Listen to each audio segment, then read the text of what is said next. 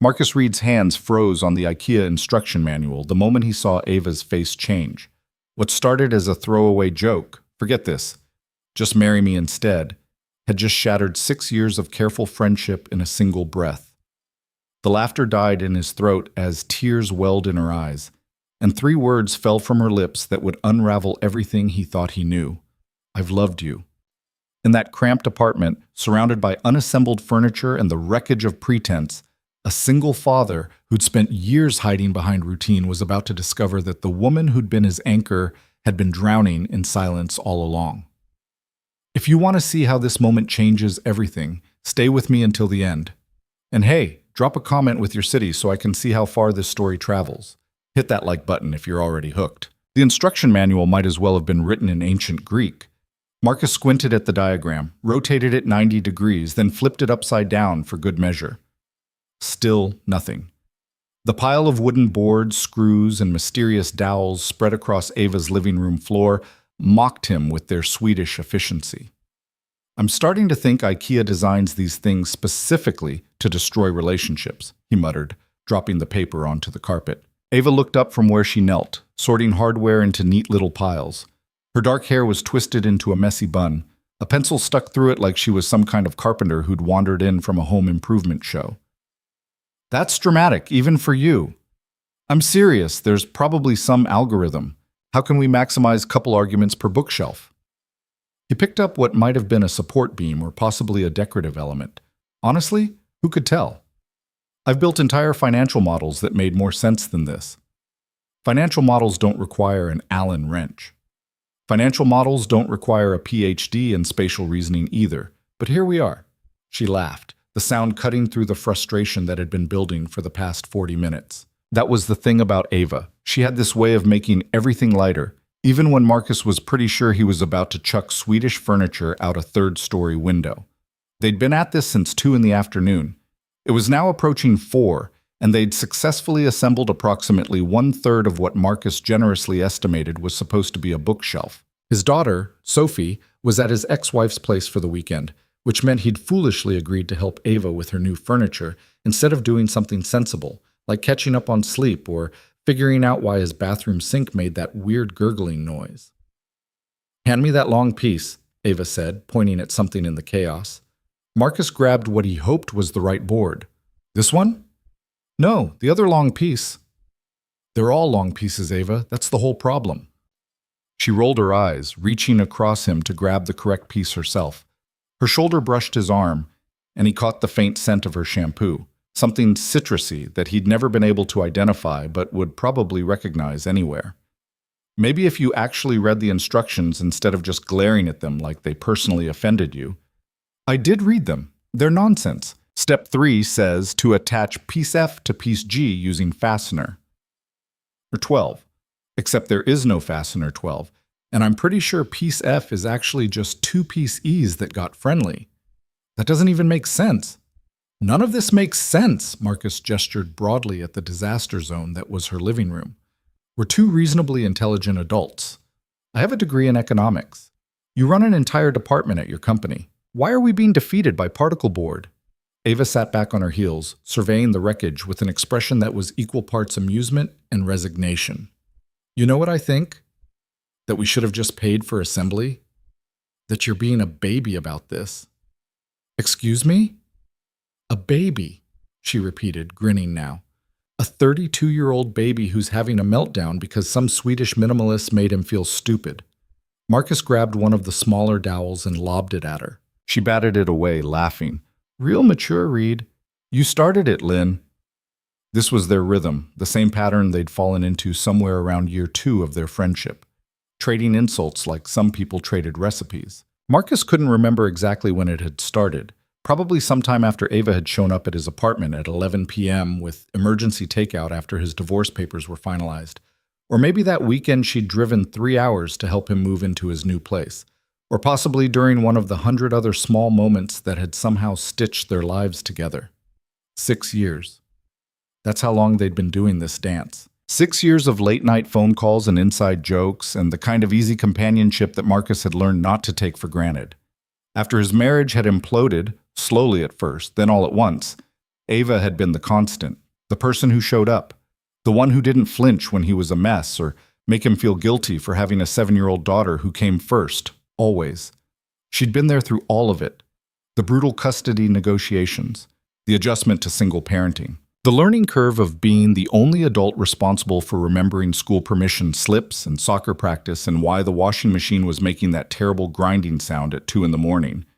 And somehow, impossibly, she'd never made it feel like a burden, never treated his chaos like something she was tolerating. She just fit.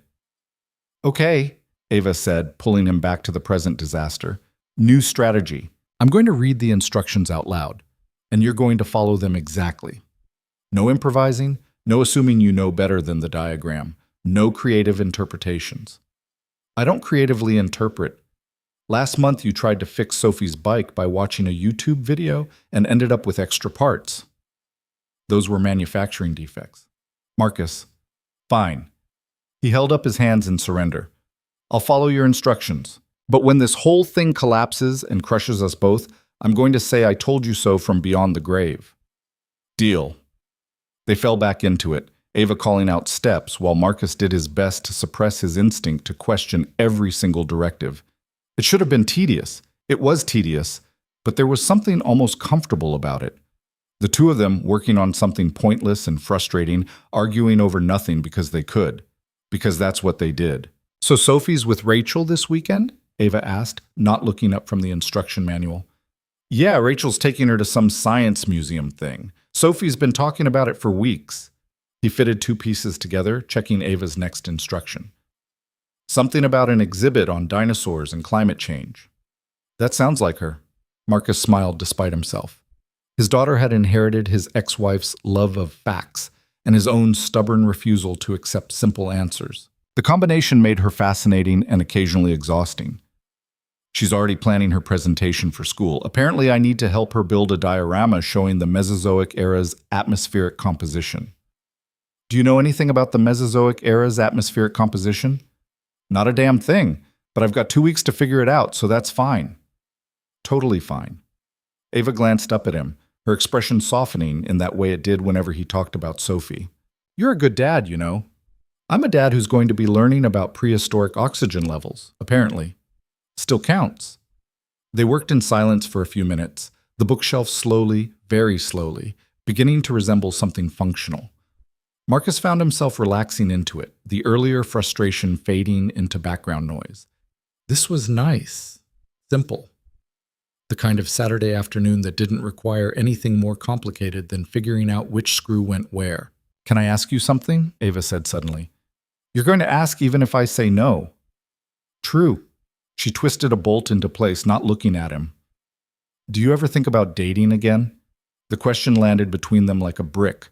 Marcus fumbled the piece he was holding, nearly dropping it on his foot. What? Dating. You know, that thing people do when they want to. I know what dating is, Ava. So do you?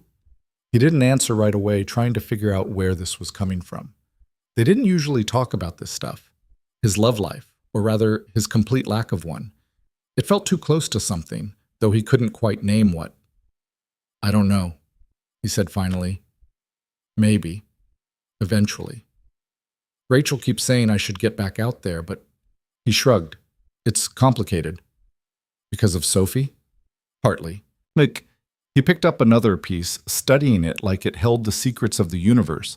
And partly because the idea of letting someone new into my life sounds exhausting. I barely have time to remember to buy groceries and make sure Sophie eats vegetables.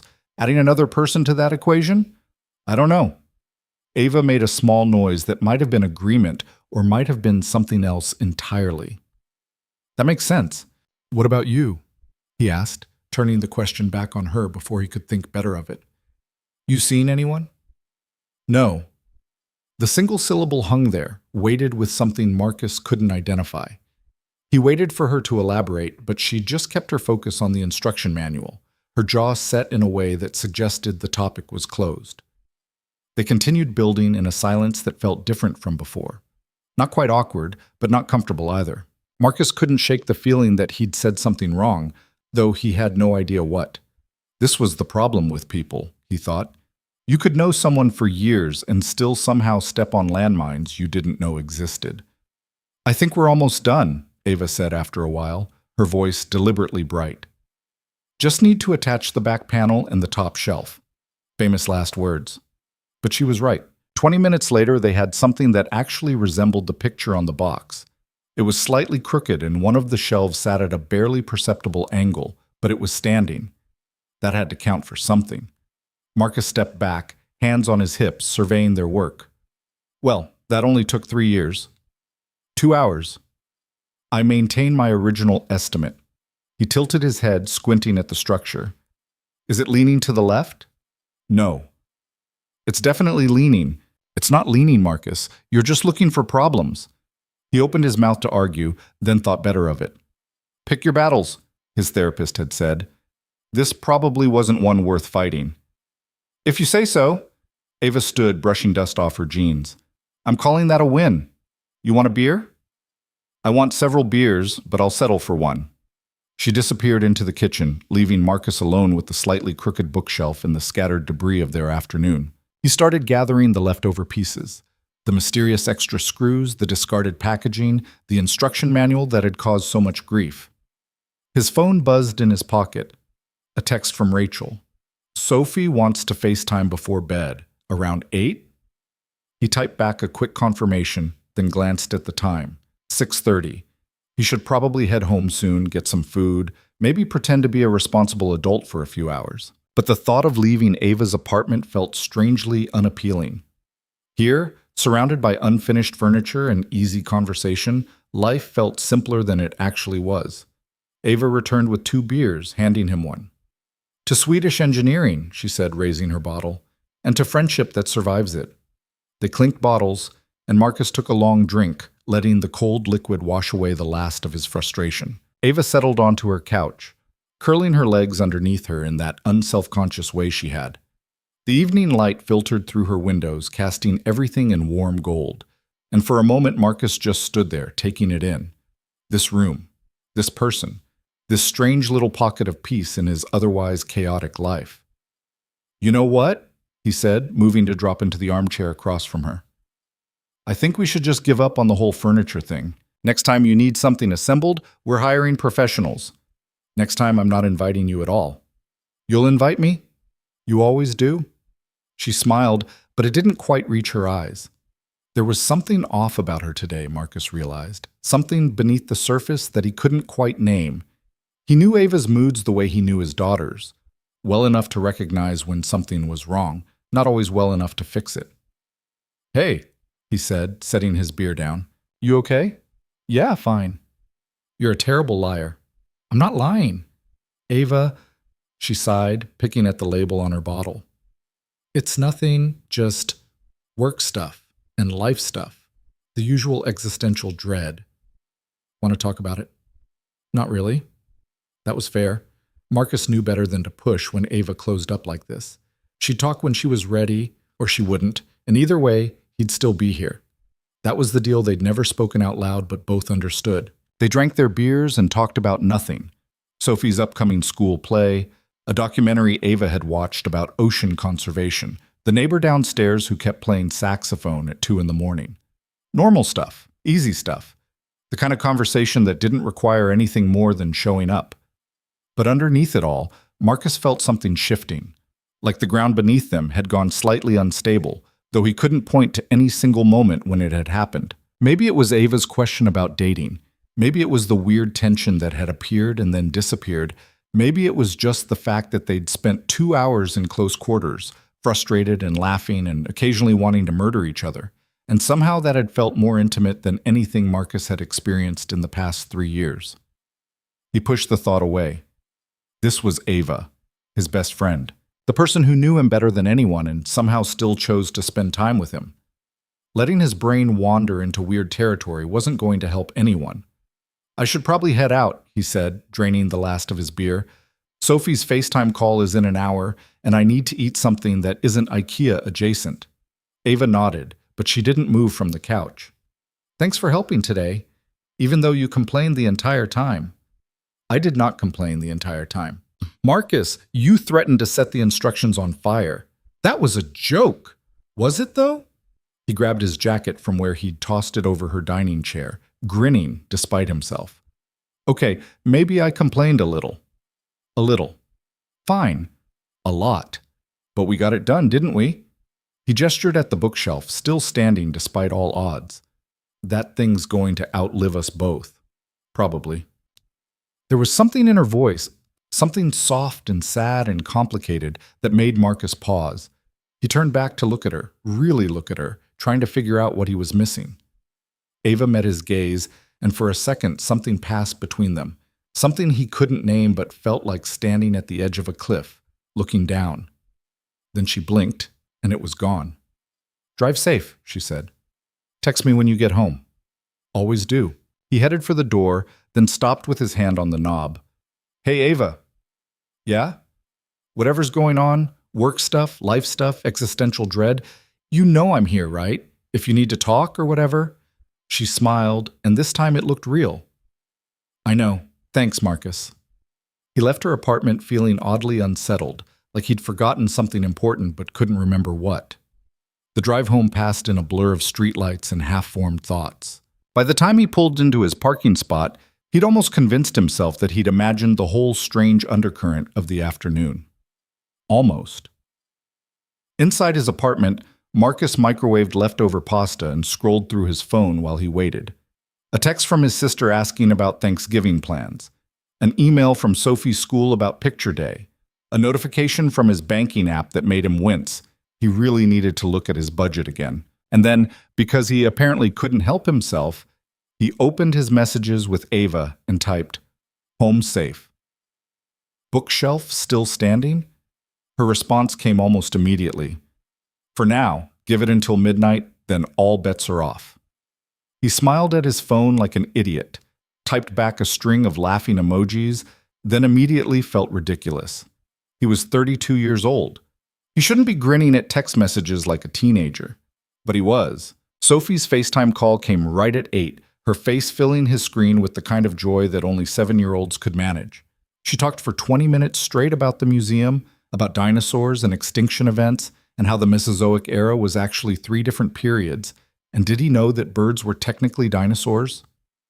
Marcus listened, asked questions, made appropriately impressed noises at all the right moments. And the whole time in the back of his mind he kept thinking about Ava, about the way she'd looked at him in that golden light, about the question she'd asked and the answer he'd given, and the feeling that he'd somehow missed something crucial. After Sophie hung up, one more round of I love yous and sleep tights, Marcus sat in his quiet apartment and tried to figure out what was bothering him. It wasn't the bookshelf. It wasn't even the weird tension. It was something else. Something he couldn't quite touch. His phone buzzed again. Another text from Ava. Seriously, though, thanks for today. Couldn't have done it without you. You could have. Would have taken longer and involved more swearing, but you would have managed. Maybe. But it's better with you. Marcus stared at those 5 words for a long time. It's better with you. Such a simple statement. The kind of thing friends said to each other all the time. So why did it feel like she was saying something else entirely? He typed and deleted 3 different responses before finally settling on, same, Lynn. Always. That night, Marcus lay in bed staring at his ceiling and thinking about friendship. About the kind of relationships that snuck up on you slowly, one shared moment at a time, until you couldn't remember what your life looked like before that person was in it. He thought about Ava's laugh and the way she sorted screws into neat piles, and how she always showed up when he needed her. And he thought about that moment in her living room right before he left, when something had shifted between them. When her eyes had held his, and he'd felt like he was looking at a stranger and the most familiar person in the world at the same time. Sleep didn't come easily. And when it did, Marcus dreamed of crooked bookshelves and unspoken words, and the feeling of standing at the edge of something he couldn't see. The following Tuesday, Marcus found himself in a meeting that could have been an email, listening to his colleague Brad drone on about quarterly projections while mentally calculating how many hours of his life he'd lost to conference rooms. His phone sat face down on the table, vibrating intermittently with what he assumed were the usual messages. Rachel coordinating Sophie's pickup, his sister sending memes, maybe a reminder about some bill he'd forgotten to pay. When the meeting finally ended, 43 minutes of his life he'd never get back. Marcus checked his phone. 3 texts from Ava, each one more insistent than the last. Need emergency coffee. Your office or mine? Marcus. If you don't answer in 5 minutes, I'm showing up at your building and I'm not bringing you anything. He glanced at the timestamp. The last message had come through 2 minutes ago. He typed quickly. Conference room prison. Just escaped. Your office in 20? Her response was immediate. Make it 15. Something in those 2 words made Marcus's stomach twist. Ava didn't do urgent. She was the calm one, the person who approached problems with spreadsheets and logic while Marcus spiraled into worst-case scenarios. If she needed emergency coffee, something was wrong. He grabbed his jacket and told his assistant he'd be out for lunch, then made the 15-minute walk to Ava's building in 12. The whole way there, his mind ran through possibilities. A work crisis. Family issues. Though Ava's parents were healthy as far as he knew. Maybe something with her apartment. Or maybe she'd finally decided that his friendship was more trouble than it was worth, and this was the breakup conversation he'd been half expecting since his divorce made him the world's worst company. Ava's office was in one of those newer buildings downtown, all glass and steel and the kind of modern architecture that looked impressive but probably cost a fortune to heat. He'd been here a handful of times over the years, usually when Ava forgot something at home and needed him to play delivery service. The lobby still made him vaguely uncomfortable, too sleek, too corporate, like someone might ask him to leave if they realized he was just a middle-tier analyst at a firm that still used filing cabinets. He texted when he arrived, and Ava came down 2 minutes later looking like she'd slept about as well as he had. There were shadows under her eyes, and her hair was pulled back in a ponytail instead of her usual careful styling. She was wearing jeans and a sweater, which meant she probably wasn't seeing clients today. "Hey," he said. "Hey." She grabbed his arm, steering him toward the door. "Coffee place on the corner. Now." "That bad?" "I don't want to talk about it here." They walked in silence, which was unusual enough that Marcus started running through increasingly elaborate scenarios in his head. By the time they reached the coffee shop, one of those local places that charged $7 for a latte and called it artisanal, he'd convinced himself that Ava was either dying or moving to another country. She ordered something complicated with oat milk and extra espresso. Marcus got his usual black coffee and a muffin he didn't really want. They claimed a corner table, away from the mid-morning crowd of remote workers and their laptops. Ava wrapped both hands around her cup, staring into it like it held answers. Marcus waited, trying to remember what his therapist had said about giving people space to process. Or was that about Sophie's tantrums? He could never keep the advice straight. "I'm thinking about quitting," Ava said finally. Of all the things Marcus had prepared himself for, this wasn't one of them. "Your job?" "No, my book club. Yes, my job, Marcus." "Sorry, you love your job." "I loved my job." She took a sip of her coffee, winced like it was too hot. "Past tense, now I'm just tired. All the time. And Todd keeps piling on more projects like I don't already work 50-hour weeks. And half my team quit last month because they got better offers, and I'm expected to just keep producing at the same level with half the resources." Marcus had met Todd once, at some company holiday party Ava had dragged him to. The guy had spent 20 minutes talking about his CrossFit routine and hadn't asked Marcus a single question. "Todd's an idiot." "Todd's my boss." "Todd's an idiot who happens to be your boss." That got a small smile out of her at least. "I can't just quit. I have rent and student loans and a car payment. Plus my mom would kill me. She already thinks I should have gone to law school." "Your mom thinks everyone should have gone to law school." "True?" Ava picked at her cup sleeve, shredding it into tiny pieces. "I don't know what I'm doing, Marcus. I'm 31 years old and I'm sitting here complaining about my job like that's not what everyone does. Like I'm special or something." "You are special." She looked up at him, something sharp in her eyes. "Don't." "Don't what?" "Don't try to make me feel better with platitudes. I'm not special. I'm just tired and probably hormonal and having a quarter-life crisis 5 years too late." Marcus bit back his first 3 responses, all of which would have definitely been platitudes. Instead, he said, "Okay, so what do you actually want to do?" "I don't know. That's the problem." She abandoned her coffee cup to lean back in her chair, arms crossed. "When I was in college, I had this whole plan. Get the degree, get the job, climb the ladder. And I did all of that. I'm a department head at 31. I should be thrilled. Instead, I wake up every morning and think about how I get to spend another day in meetings that don't matter, managing people who don't want to be there, for a company that would replace me in 30 seconds if I dropped dead. Cheerful. I'm serious. I know you are. That's what's worrying me. Marcus took a drink of his coffee, buying time to figure out what to say that wouldn't make this worse. Have you thought about what you'd do if you did quit? Like actual concrete plans, not just escape fantasies? Some.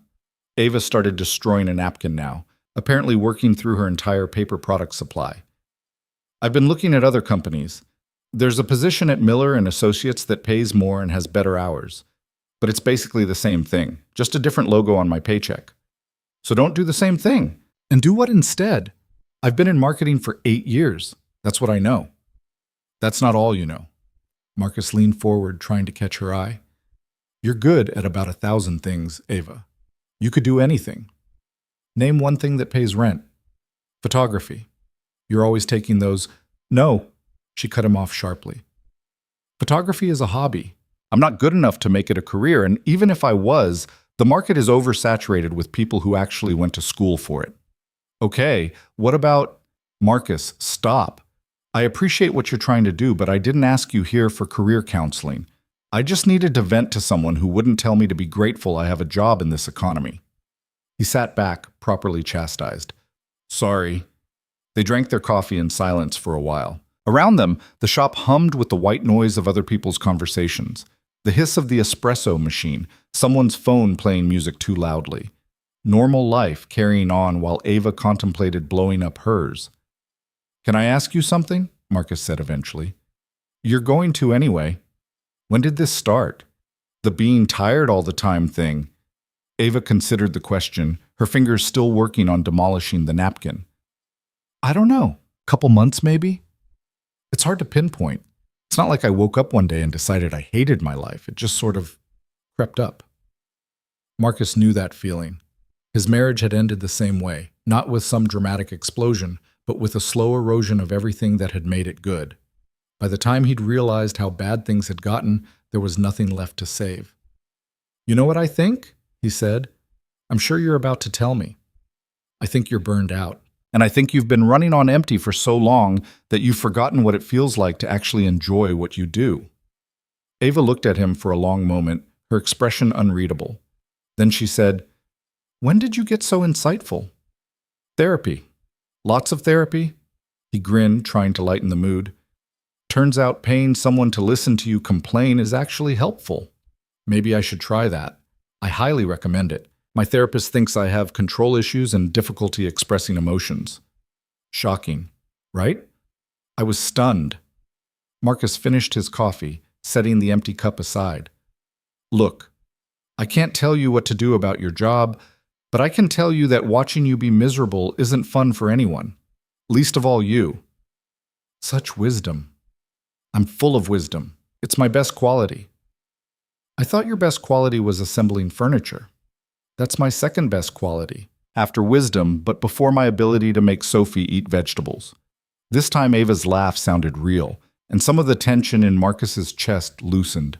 She was going to be okay. Maybe not today, maybe not next week, but eventually. She always was. Thanks for meeting me, Ava said, her voice softer now. I know you're busy with work, and Sophie, and everything else. Never too busy for emergency coffee with my favorite person. Something flickered across her face, an expression Marcus couldn't quite read before it disappeared. Your favorite person? Well, Sophie's my favorite person. You're my favorite adult person. I'll take it. She stood, gathering her cup and the remains of her destroyed napkin. I should get back. Todd's going to wonder where I disappeared to. Tell him you are having an existential crisis. That should shut him up. Or get me referred to HR. They walked back to her building together, making small talk about nothing important. Marcus told her about Sophie's diorama project, and Ava told him about the neighbor's saxophone situation escalating to include a tambourine. Normal friend stuff. Easy stuff. The kind of conversation that felt like putting on comfortable clothes after a long day. At the entrance to Ava's building, she turned to face him. Hey, Marcus? Yeah? You're a good friend. I don't think I say that enough. The words hit him harder than they should have, settling somewhere in his chest where they had no business being. You too, Lynn. You too. He watched her disappear into the building, then started the walk back to his own office. His phone buzzed with a message from Rachel about Sophie's parent-teacher conference next week, and he made a mental note to actually put it in his calendar this time instead of just thinking about it. But underneath the usual mental clutter, work deadlines and grocery lists and the persistent question of what that bathroom sink noise meant, Marcus couldn't stop thinking about the look on Ava's face when he'd called her his favorite adult person, like he'd said something significant when he'd only meant to be nice. The rest of the week passed in a blur of routine. Marcus went to work, picked up Sophie from school, helped with homework that was definitely getting harder than he remembered second grade being. He and Rachel did their awkward co-parenting dance, managing to be civil about logistics while carefully avoiding anything that mattered. His sister called to complain about their mother, and his mother called to complain about his sister, and Marcus played mediator while wondering how he'd gotten elected to this role. Friday evening found him at Sophie's soccer game, standing on the sidelines with the other parents and trying to look like he understood what was happening on the field. His daughter was fearless, chasing the ball with the kind of single-minded determination that made him both proud and slightly terrified for her teenage years. His phone buzzed. A text from Ava. "How's the game?" Sophie just tripped over her own feet, but she's pretending it was tactical. "I'm not sure the other team is buying it." "That's my girl." Marcus smiled at the phone, then immediately felt weird about how much that "my girl" pleased him. Ava had been part of Sophie's life almost as long as she'd been part of his. She showed up to birthday parties and school plays and had once driven 40 minutes in rush hour traffic because Sophie had forgotten her science project at Ava's apartment. She was woven into the fabric of their lives in ways that Marcus had stopped questioning years ago. "You coming to the birthday party next week?" he typed. "Wouldn't miss it." "What's the theme this year?" "Space. Specifically black holes. I'm supposed to make a cake that looks like the event horizon. Good luck with that. I'm buying a cake and putting stars on it. Close enough?" The game ended with Sophie's team losing 3-2, which she took with surprising grace. On the drive home, she talked non-stop about her best friend Mia's goal and how the ref had made a bad call in the second half, and could they please stop for ice cream even though she knew it was almost dinner time. Marcus caved, he always caved, and they detoured to the ice cream place near their apartment.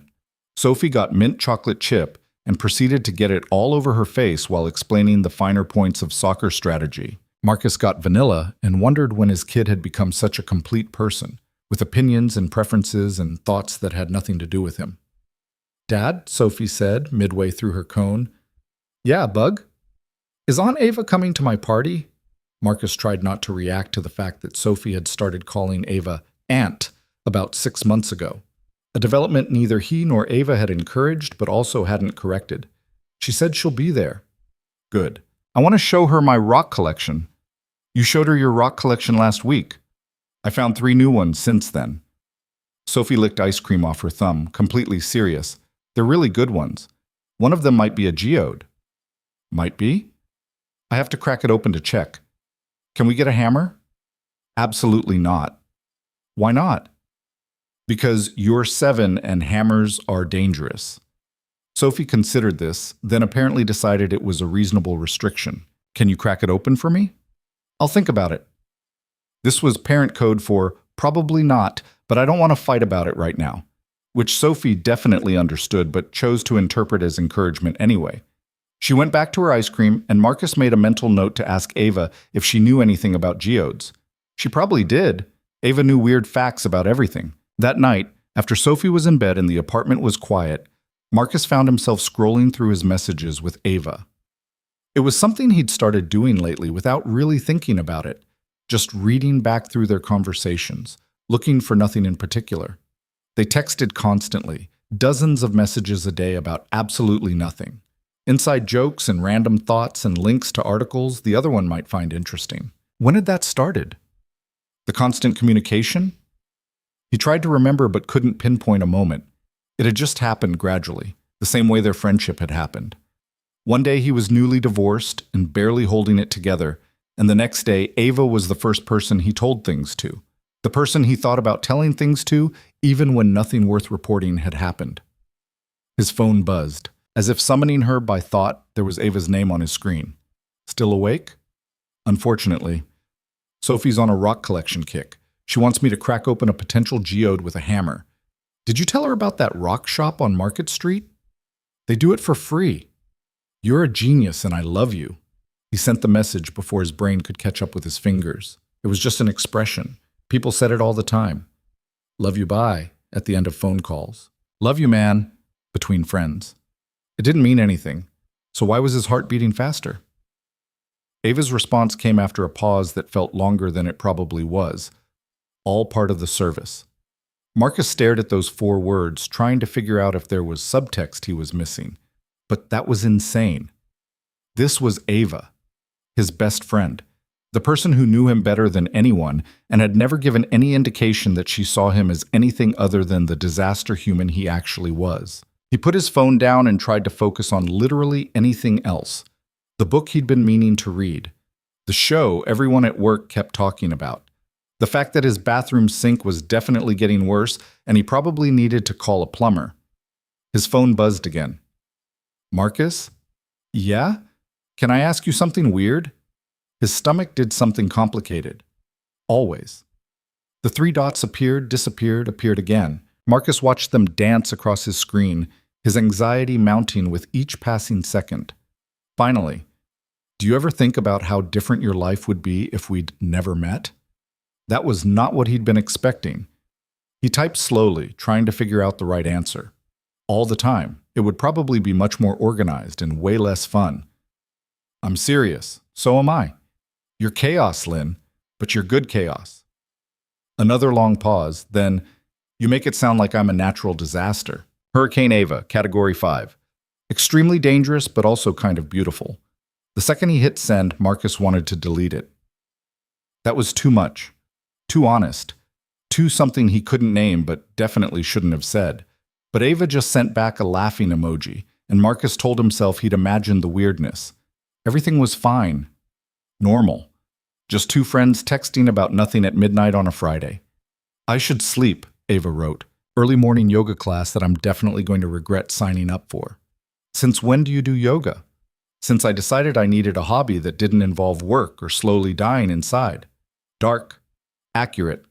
Fair. Good night, Ava. Night, Marcus.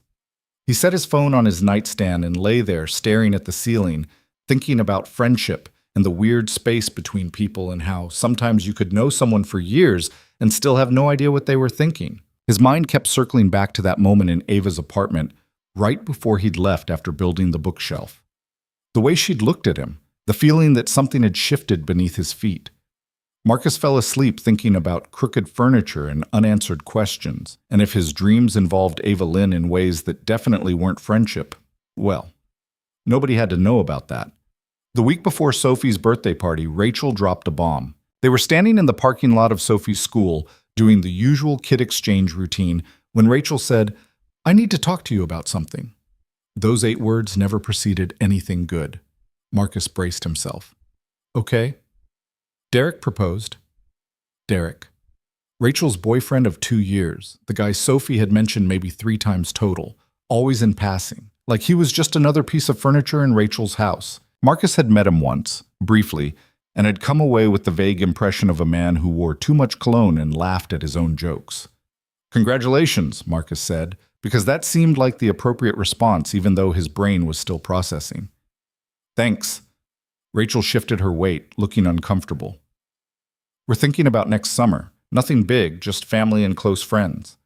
That's great, Rachel, really. And he meant it, mostly. Whatever he and Rachel had been once, they weren't that anymore. If she'd found someone who made her happy, he could be okay with that. There's more. Of course there was. Derek got a job offer in Portland. He's taking it. We're moving in June. The parking lot tilted slightly. Portland, as in Oregon. Yes.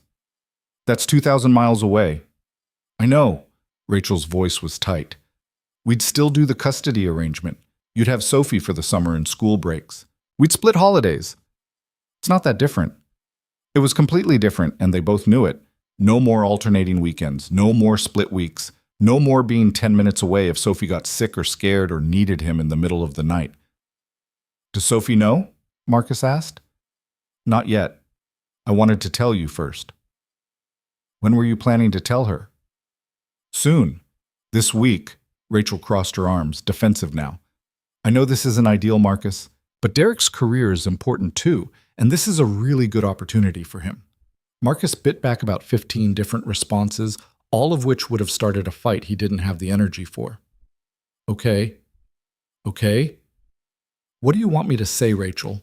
That I'm thrilled about my daughter moving across the country? I'm not. But you're her mother, and if this is what you're doing, then we'll figure it out.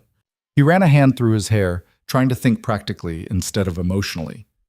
I'll need to talk to a lawyer, make sure the custody arrangement is actually legal across state lines, and we need to tell Sophie together.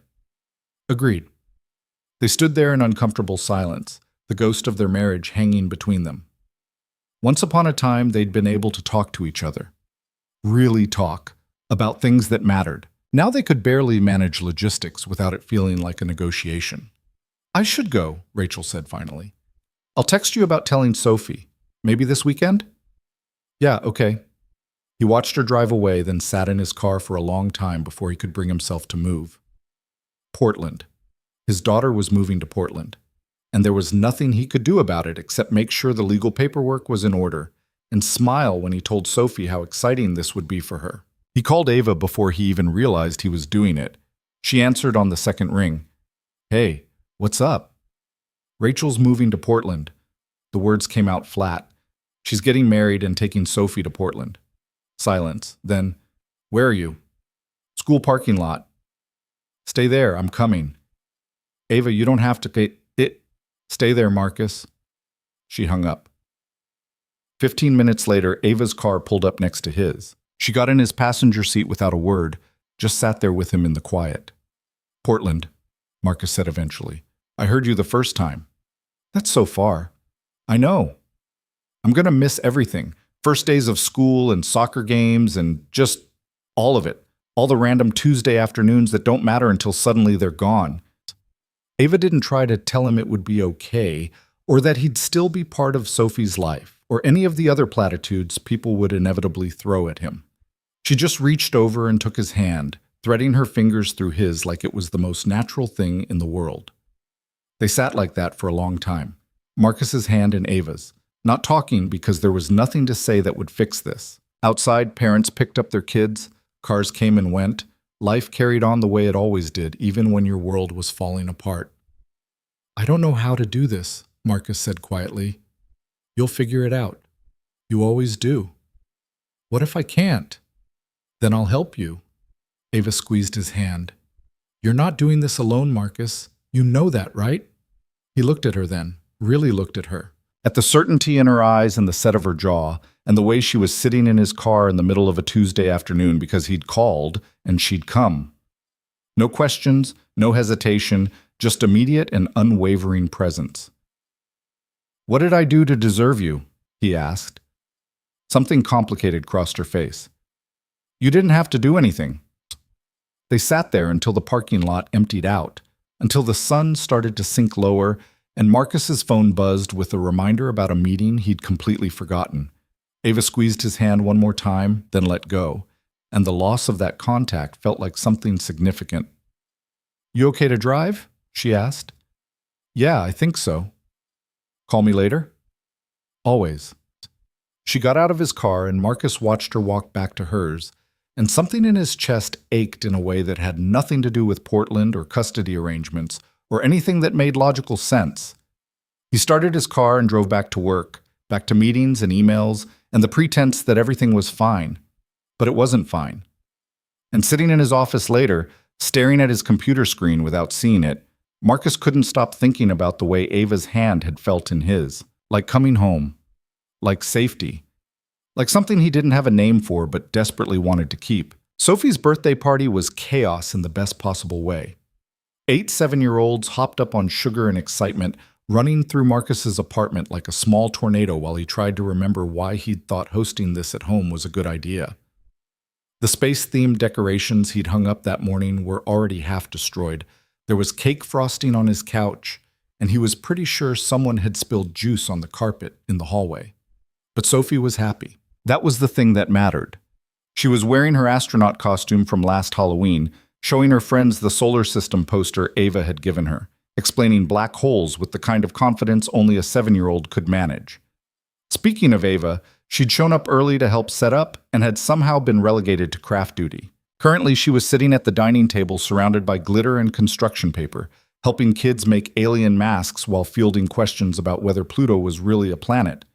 "It's a dwarf planet," one kid insisted. "My brother said so." "Your brother's right," Ava said, carefully cutting out eye holes. "But Pluto's still cool. Being small doesn't make you less important."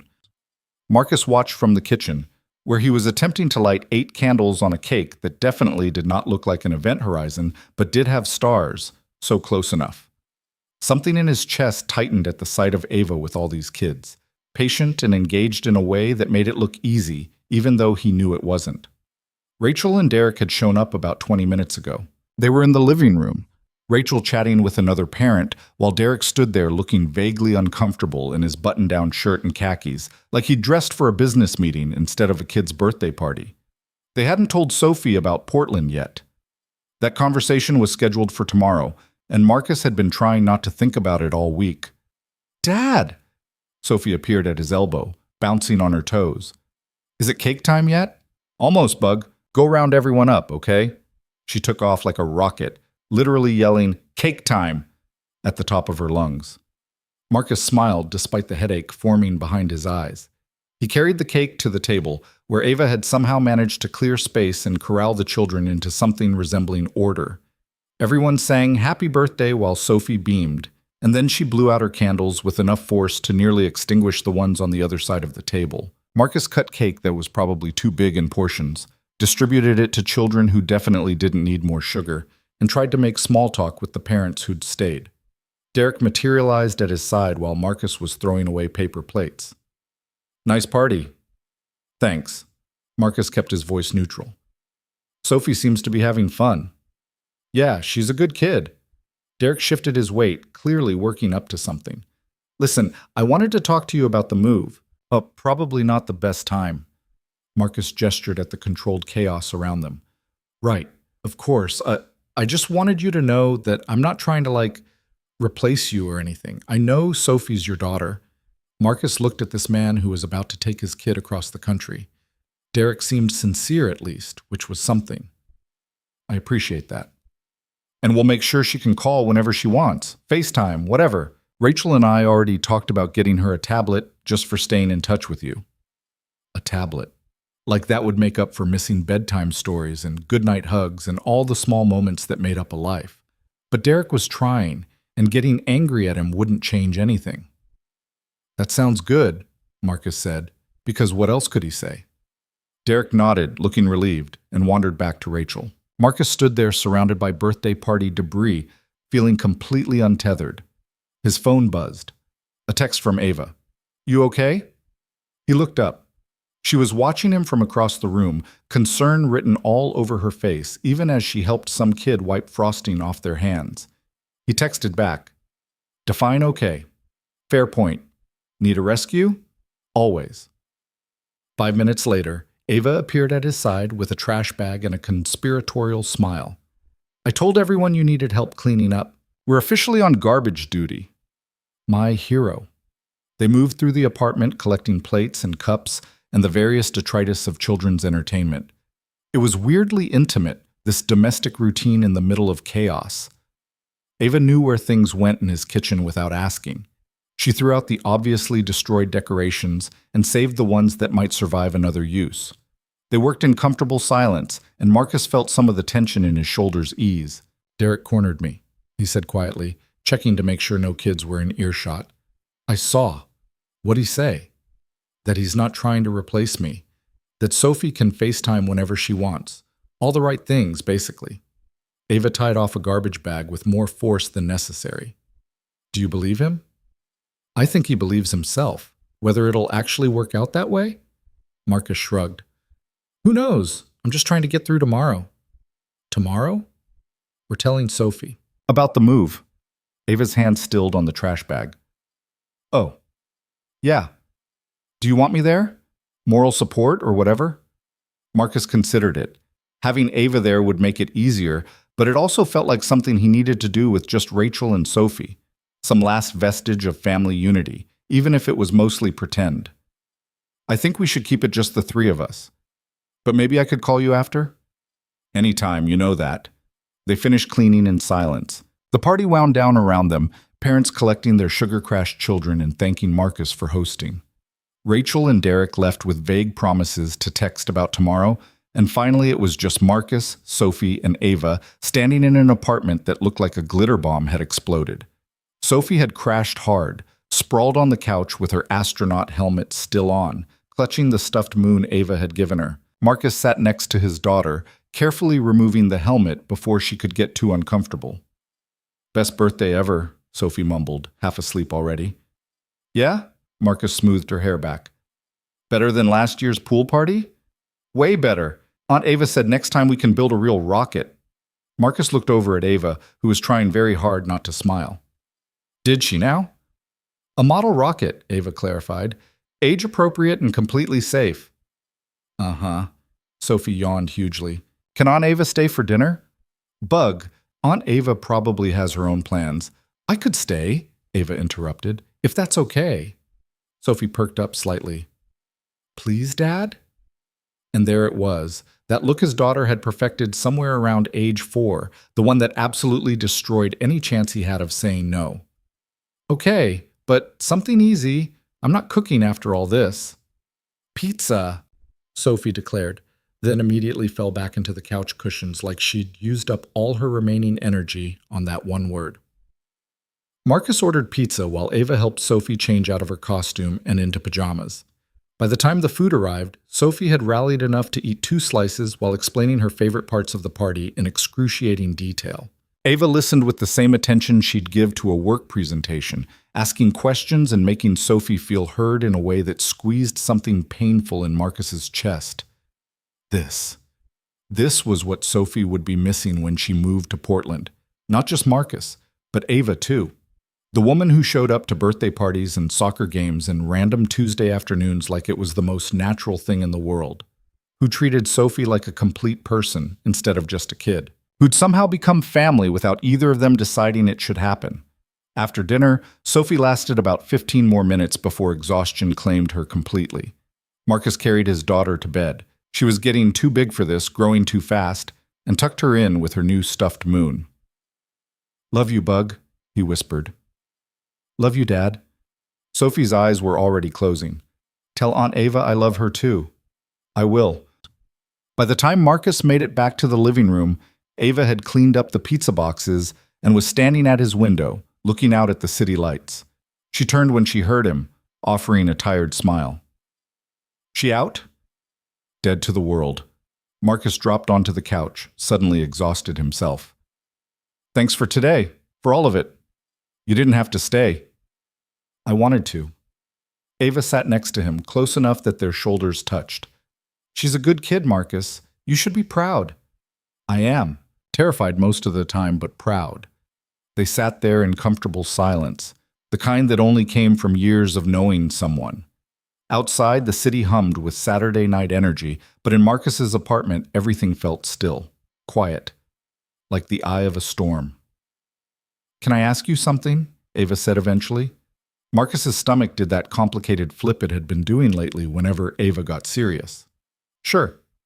That question you asked in Ava's apartment, when we were building the bookshelf, about marrying you instead of dealing with the furniture. Everything in Marcus went very still. That was a joke. I know. Ava was looking at her hands now, not at him. But sometimes I think about what would happen if it wasn't. If you actually meant it. Ava, I'm not saying this right. She took a breath, and Marcus watched her gather courage like armor. Do you remember when we first met? 6 years ago at that terrible networking event? Marcus remembered. He'd been 3 months divorced, trying to rebuild some kind of professional life while drowning in single parenthood. Ava had been standing by the bar looking as miserable as he felt, and somehow they'd ended up talking for 2 hours about everything except work. You told me about Sophie, Ava continued, about how she was the only good thing that came out of your marriage, And I remember thinking that any guy who talked about his kid like that was either the real deal or a really good liar. Glad you decided I wasn't lying. You asked for my number. Said maybe we could grab coffee sometime, just as friends, because you weren't ready for anything else. Her voice was soft now, careful. And I gave it to you even though I knew I was already in trouble. Marcus's heart was doing something arrhythmic. What do you mean, trouble?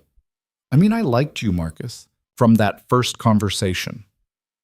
But you were clear about the friend thing, and I was okay with that. I figured it was better to have you in my life as a friend than not at all. She finally looked at him, and her eyes were shining. So that's what I did. I was your friend, your best friend. And somewhere along the way, I fell completely in love with you. The world tilted sideways. Marcus opened his mouth, closed it, had no idea what to say. Ava was still talking, words spilling out like she'd been holding them in too long. I know the timing is terrible. I know you're dealing with Sophie and the move, and you don't need this right now, but when you made that joke about marriage, I couldn't keep pretending anymore. Every time you call me your favorite person, or hold my hand, or look at me like I matter, it kills me a little, because you don't know, you don't see it. See what? Marcus managed. That I've been in love with you for years. That every moment we spend together, I'm hoping this is the day you'll finally look at me and see something other than your friend. A tear slipped down her cheek, and she wiped it away angrily. I'm sorry, this is so unfair to you. You didn't ask for this. Marcus's brain was short-circuiting. Ava, in love with him, for years. Every moment they'd shared suddenly recontextualizing itself in his head. Her showing up when he called, the way she always chose him first, the look in her eyes that he'd thought he was imagining. Say something, Ava whispered. Please. But Marcus couldn't. His throat had closed up, and his mind was racing through 6 years of friendship, examining every moment under this new light. The late-night phone calls, the easy affection, the way she fit into his life like she'd always been there. He thought it was just friendship, just the luck of finding someone who got him. But it was more than that. It had always been more. His voice came out rough. I need a minute to process this. Ava stood abruptly. I should go. I'm sorry. I shouldn't have said anything. Don't. Marcus grabbed her hand without thinking. Don't go. Marcus, I just completely ambushed you with feelings you didn't ask for. The least I can do is give you space to, but what if I don't want space? She froze. What? What if I don't want space? He was standing now too, still holding her hand, his heart hammering so hard he could feel it in his throat. What if I need you to stay so I can figure out what the hell I'm feeling right now? What are you feeling? Ava's voice was barely audible. Marcus closed his eyes, trying to sort through the chaos in his head. What was he feeling? Terror, definitely. Confusion. But underneath all that, something else. Something that had been there so long he'd stopped noticing it, like background noise that suddenly got loud. He thought about the way his day didn't feel complete until he'd talked to Ava, the way he wanted to tell her things before he told anyone else, even Rachel, even his own family. The way her laugh made everything lighter and her presence made everything better, and the thought of her not being in his life was physically painful. He thought about sitting in his car in that parking lot, her hand in his, feeling like he'd come home. I'm feeling like an idiot, he said finally, opening his eyes to look at her. Because you've been right here the whole time and I've been too scared to see it. Scared of what? Of losing you. Of messing this up. Of being exactly the disaster I was in my marriage and destroying the best thing in my life. The words were coming faster now, 6 years of denial spilling out. You're my person, Ava, the one I call first, the one I trust with everything, the one who knows me better than I know myself. And if I let myself see you as anything more than my friend, if I let myself want more and then ruin it like I ruin everything, you don't ruin everything. I ruined my marriage. Your marriage was already broken, Marcus. You didn't do that alone. Ava stepped closer and Marcus realized he was still holding her hand. And you're not a disaster. You're a good man who's been trying so hard to do everything right that you haven't let yourself feel anything. That's not true. Isn't it? She was close enough now that he could see gold flecks in her eyes he'd somehow never noticed before. When's the last time you let yourself want something just because you wanted it? Not because it was good for Sophie or the right thing to do or what everyone expected? Marcus couldn't answer that. He couldn't remember the last time he'd let himself want anything without immediately calculating the cost. I'm not asking you to have all the answers right now, Ava said softly. I'm not even asking you to say it back. I just needed you to know, because I'm tired of pretending, and life's too short to keep hiding how I feel. She started to pull her hand away, but Marcus held on. Wait. Marcus, just wait. He took a breath, trying to organize thoughts that didn't want to be organized. When you asked me about dating a few weeks ago at your apartment, you got weird after. I wasn't weird. You were definitely weird, and I couldn't figure out why, but now... He laughed, a short, sharp sound. You weren't asking about me dating. You were asking if I'd ever see you that way. Ava's cheeks flushed. Maybe. And when I said it was too complicated, that I didn't have room in my life for someone new, you meant it. I know you did. Her voice was thick. You weren't thinking about me when you said it. Why would you? I'm just your friend. You're not just anything. Marcus pulled her closer without meaning to, running on instinct instead of logic. You're everything, Ava. You have been for years. I was just too busy being terrified to admit it. What are you saying? He didn't know. He didn't have the words for this thing cracking open in his chest, this realization that was rewriting every assumption he'd built his life on. But Ava was looking at him with hope and fear and something that might have been love, and suddenly words didn't matter as much as action. I'm saying I'm an idiot, Marcus said. I'm saying I've been in love with you and didn't even know it because I was so convinced I didn't deserve to be happy again. I'm saying that when you held my hand in that parking lot, I didn't want to let go. And when you confessed just now, my first thought wasn't shock. It was relief. Relief? Because it means I'm not crazy. It means all those moments I thought I was imagining something, they were real. You felt it too. Ava's breath hitched. Marcus, you can't just... You're processing. You're emotional because of Sophie and Portland and... Stop. He cupped her face with his free hand, making her look at him. Stop telling me what I feel. I've spent 6 years doing that to myself. Convincing myself that what I felt for you was just friendship, because anything else was too scary. But I'm done being scared, Ava. I'm done pretending. What does that mean? It means I love you. The words felt both foreign and familiar, like something he'd known how to say all along but had forbidden himself from speaking. I love you, and I have for so long I can't even pinpoint when it started. Maybe that first night at the networking event. Maybe the day you showed up with emergency takeout after my divorce. Maybe every single day in between, but it's there, Ava. It's been there. Tears were streaming down her face now. You're sure? Because if this is just because I confessed and you feel obligated... Marcus kissed her. He didn't plan it, didn't think about it. Just closed the distance between them and pressed his lips to hers, trying to communicate everything he couldn't say with words. Ava made a small surprise sound, then kissed him back, her free hand fisting in his shirt like she was afraid he might disappear. It wasn't like the movies. It was messy and a little awkward, noses bumping and angles wrong because neither of them had done this together before. But it was real. And when they finally broke apart, both breathing hard, Marcus felt more certain of this than he'd felt about anything in years. I'm sure, he said against her mouth. I'm completely sure. Ava laughed, watery and disbelieving.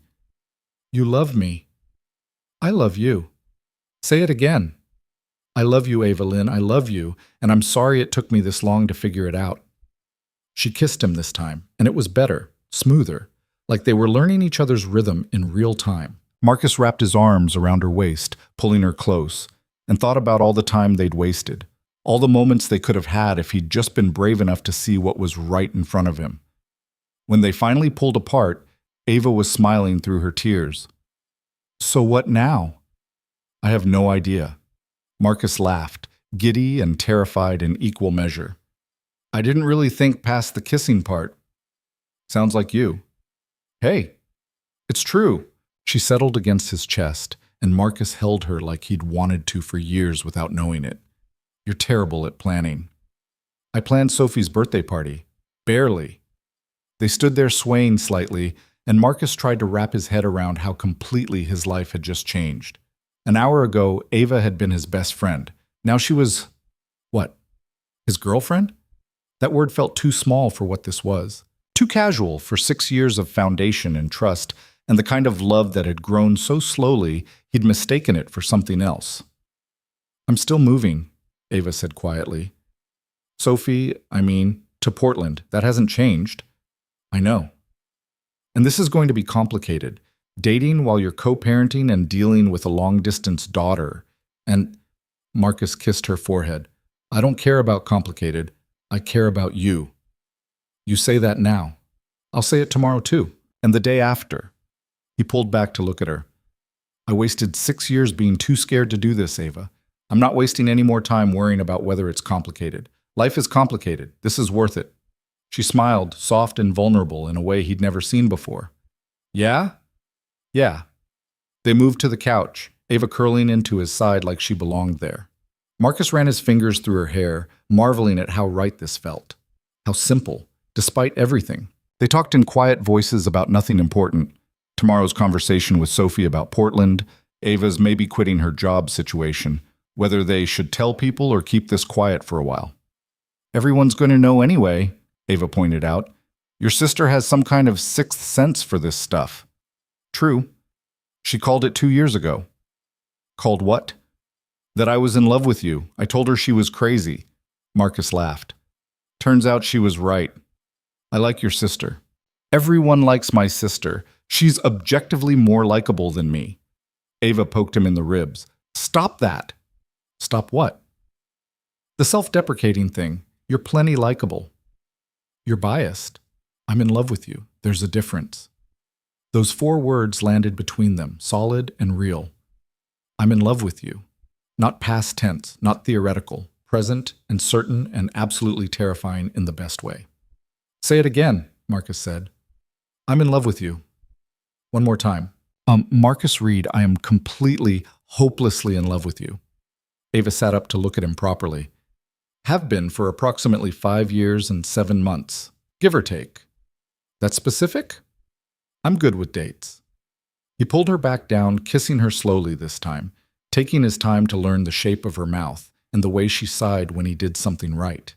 When they broke apart, Marcus felt drunk on it, on her, on the sheer impossibility of this moment. "I should probably go," Ava murmured, but she made no move to leave. "You could stay. Sophie's here." "I know. I just meant," Marcus gestured vaguely. "On the couch. Or in the guest room. Just stay."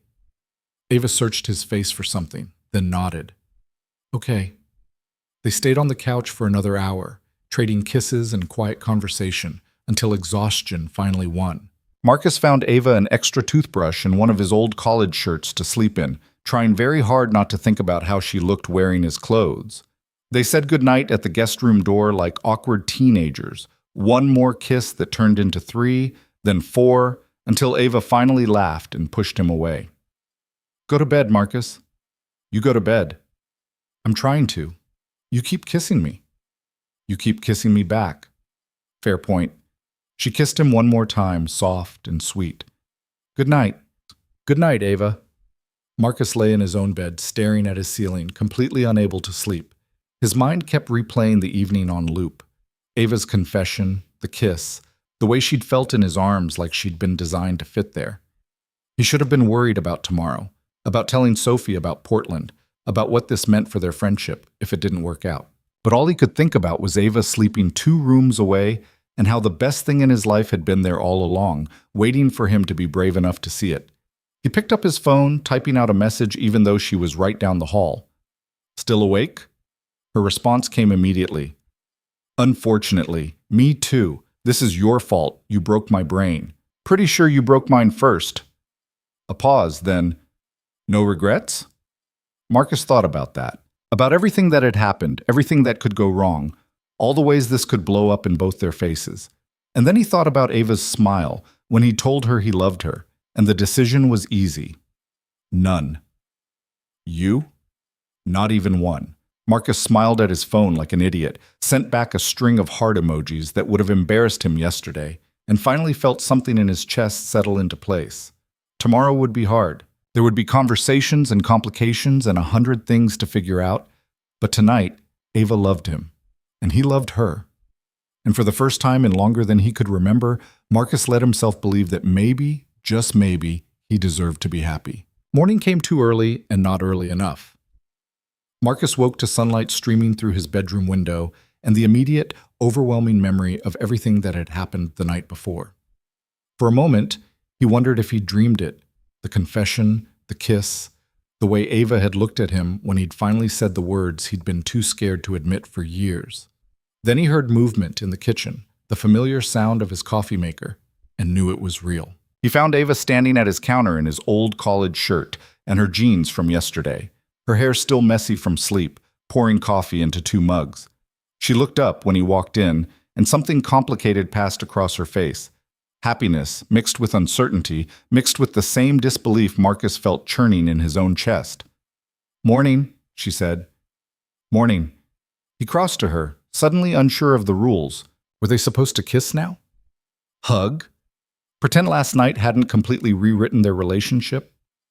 Ava solved the problem by stepping into him, wrapping her arms around his waist and pressing her face against his chest. Marcus held her, breathing in the scent of her shampoo and his laundry detergent, and felt some of his anxieties settle. "Did that actually happen?" she murmured against his shirt. "I think so." "Okay, good. I was about 40% convinced I'd hallucinated the whole thing." Marcus laughed, the sound rough with mourning. "Only 40%? I'm an optimist." She pulled back to look at him, her eyes searching his face for something. "No regrets in the daylight? Are you going to ask me that every 12 hours? Maybe. Is that annoying?" "Extremely." He kissed her forehead, then her nose, then finally her mouth. "But no regrets."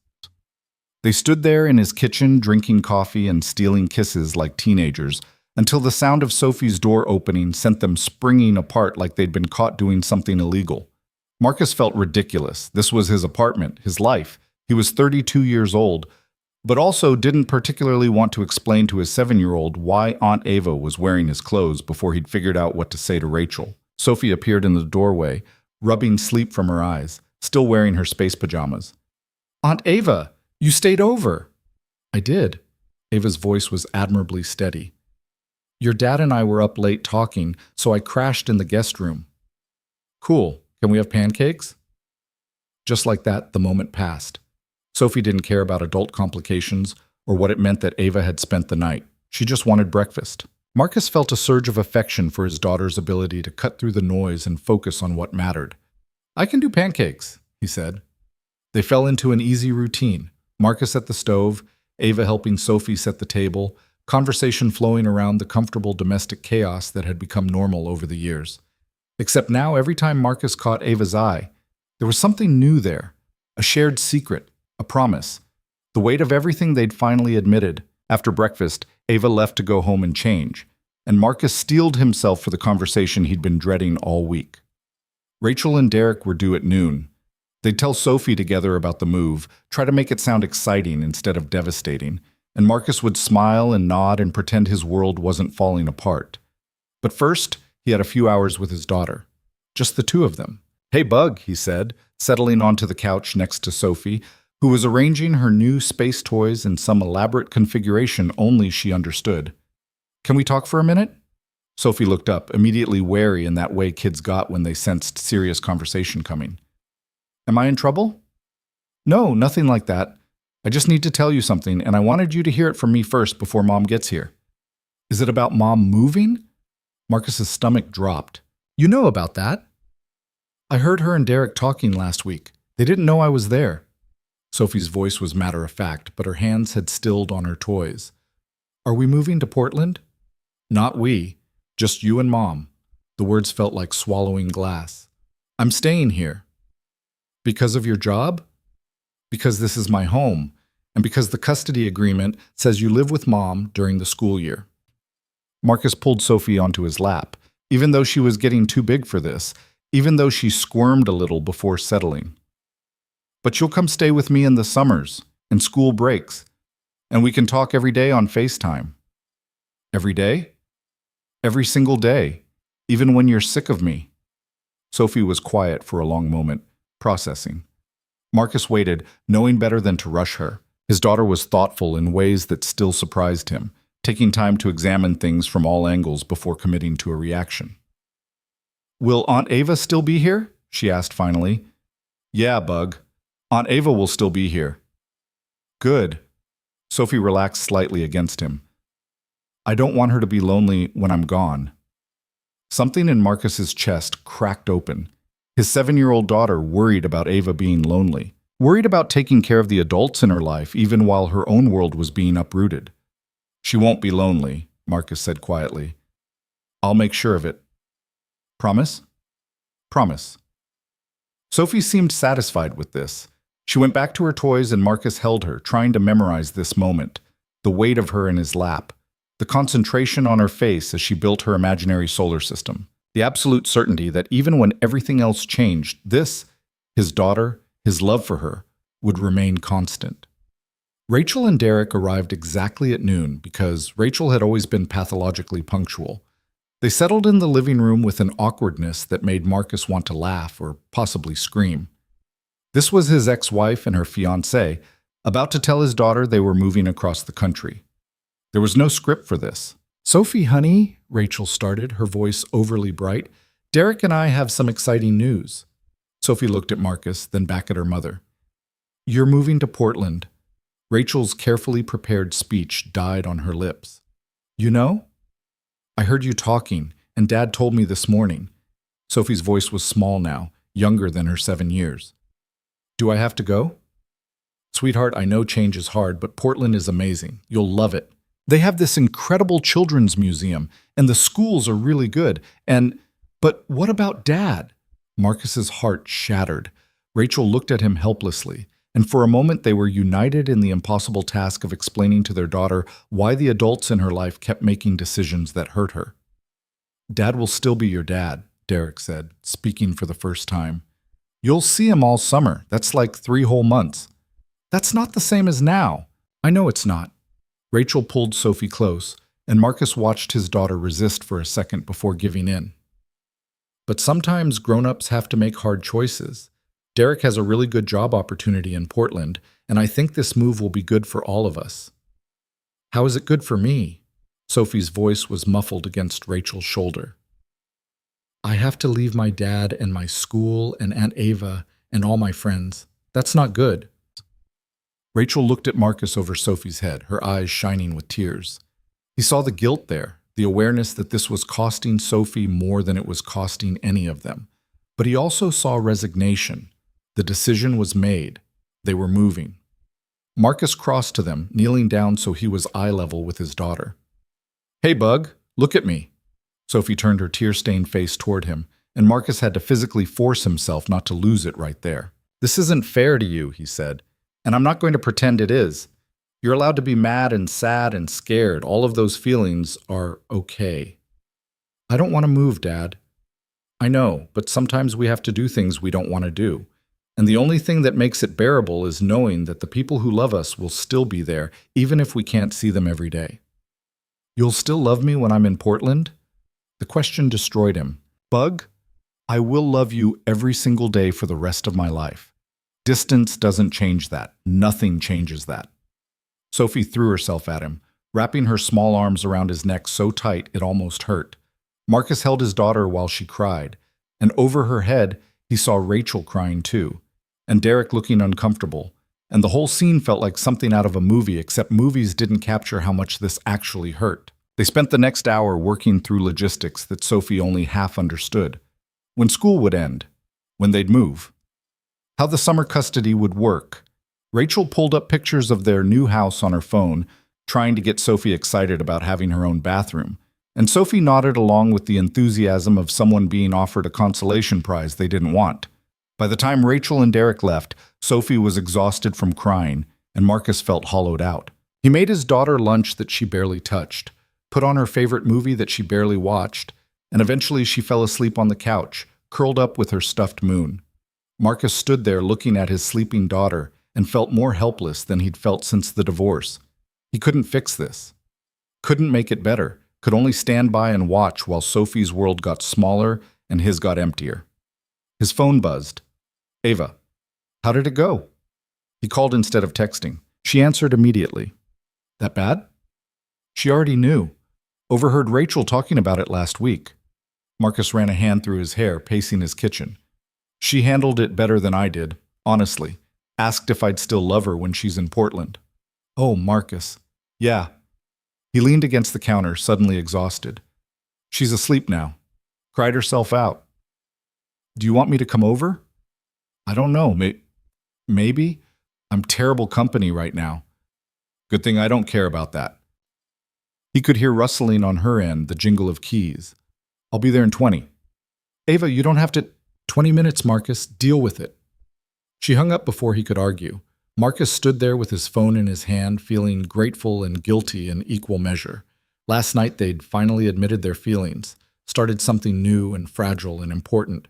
And here he was, immediately dumping his emotional chaos all over it. But when Ava showed up 19 minutes later, because of course she didn't look like someone who regretted getting involved with a single father and his complicated life.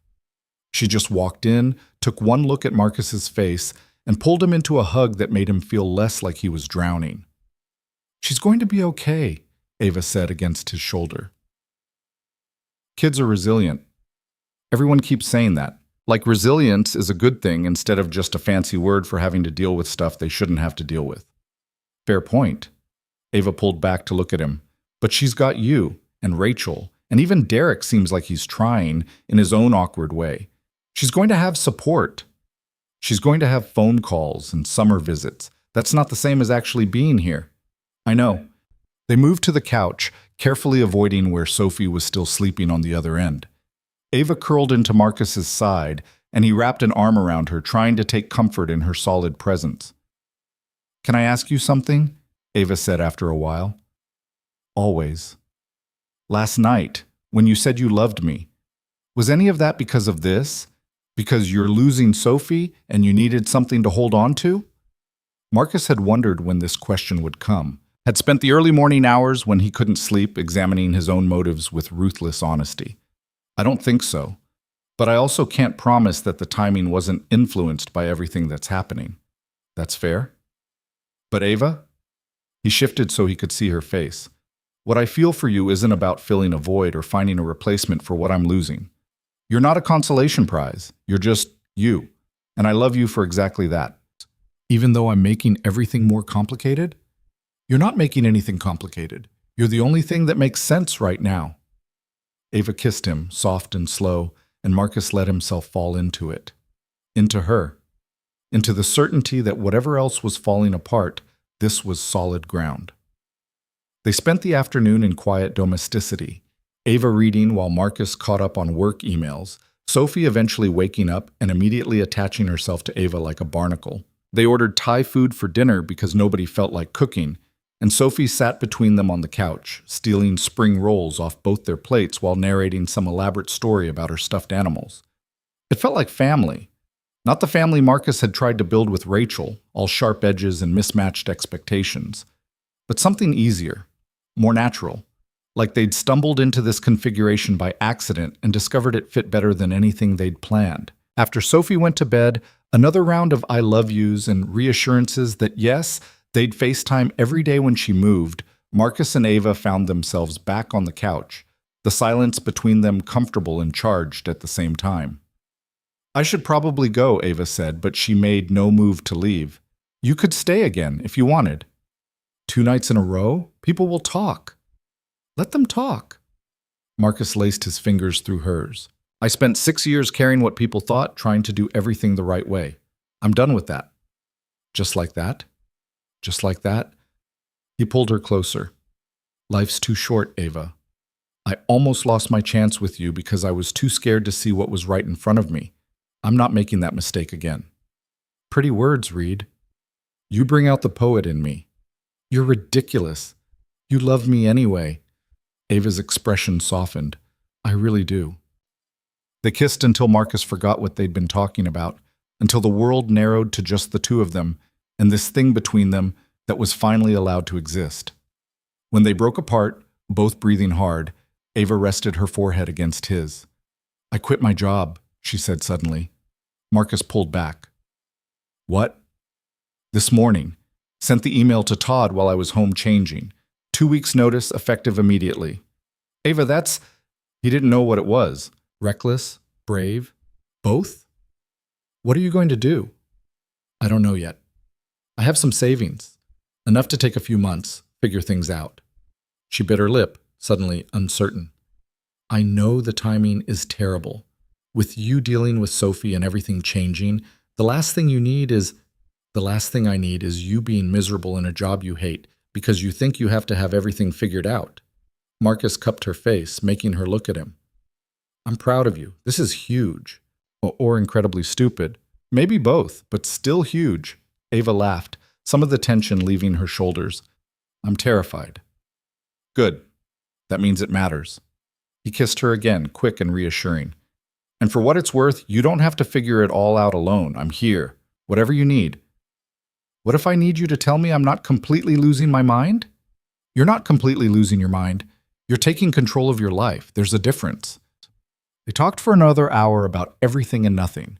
Ava's job prospects, whether she'd actually follow through on the photography idea, or if that was just panic talking, what it would be like when Sophie moved and Marcus had every other weekend suddenly free. It was strange, planning a future together when they'd only been officially together for less than 24 hours. But it also felt right in a way that Marcus couldn't quite explain. When Ava finally did leave, because she had a yoga class in the morning that she was determined not to skip, Marcus walked her to her car. They stood in the parking lot under the streetlights, hands linked, neither quite ready to let go. Thank you for today, Marcus said, for showing up, for being exactly what I needed. That's what you do when you love someone.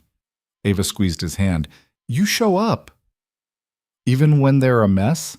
Especially when they're a mess. Marcus pulled her in for one more kiss, trying to pour everything he felt into it.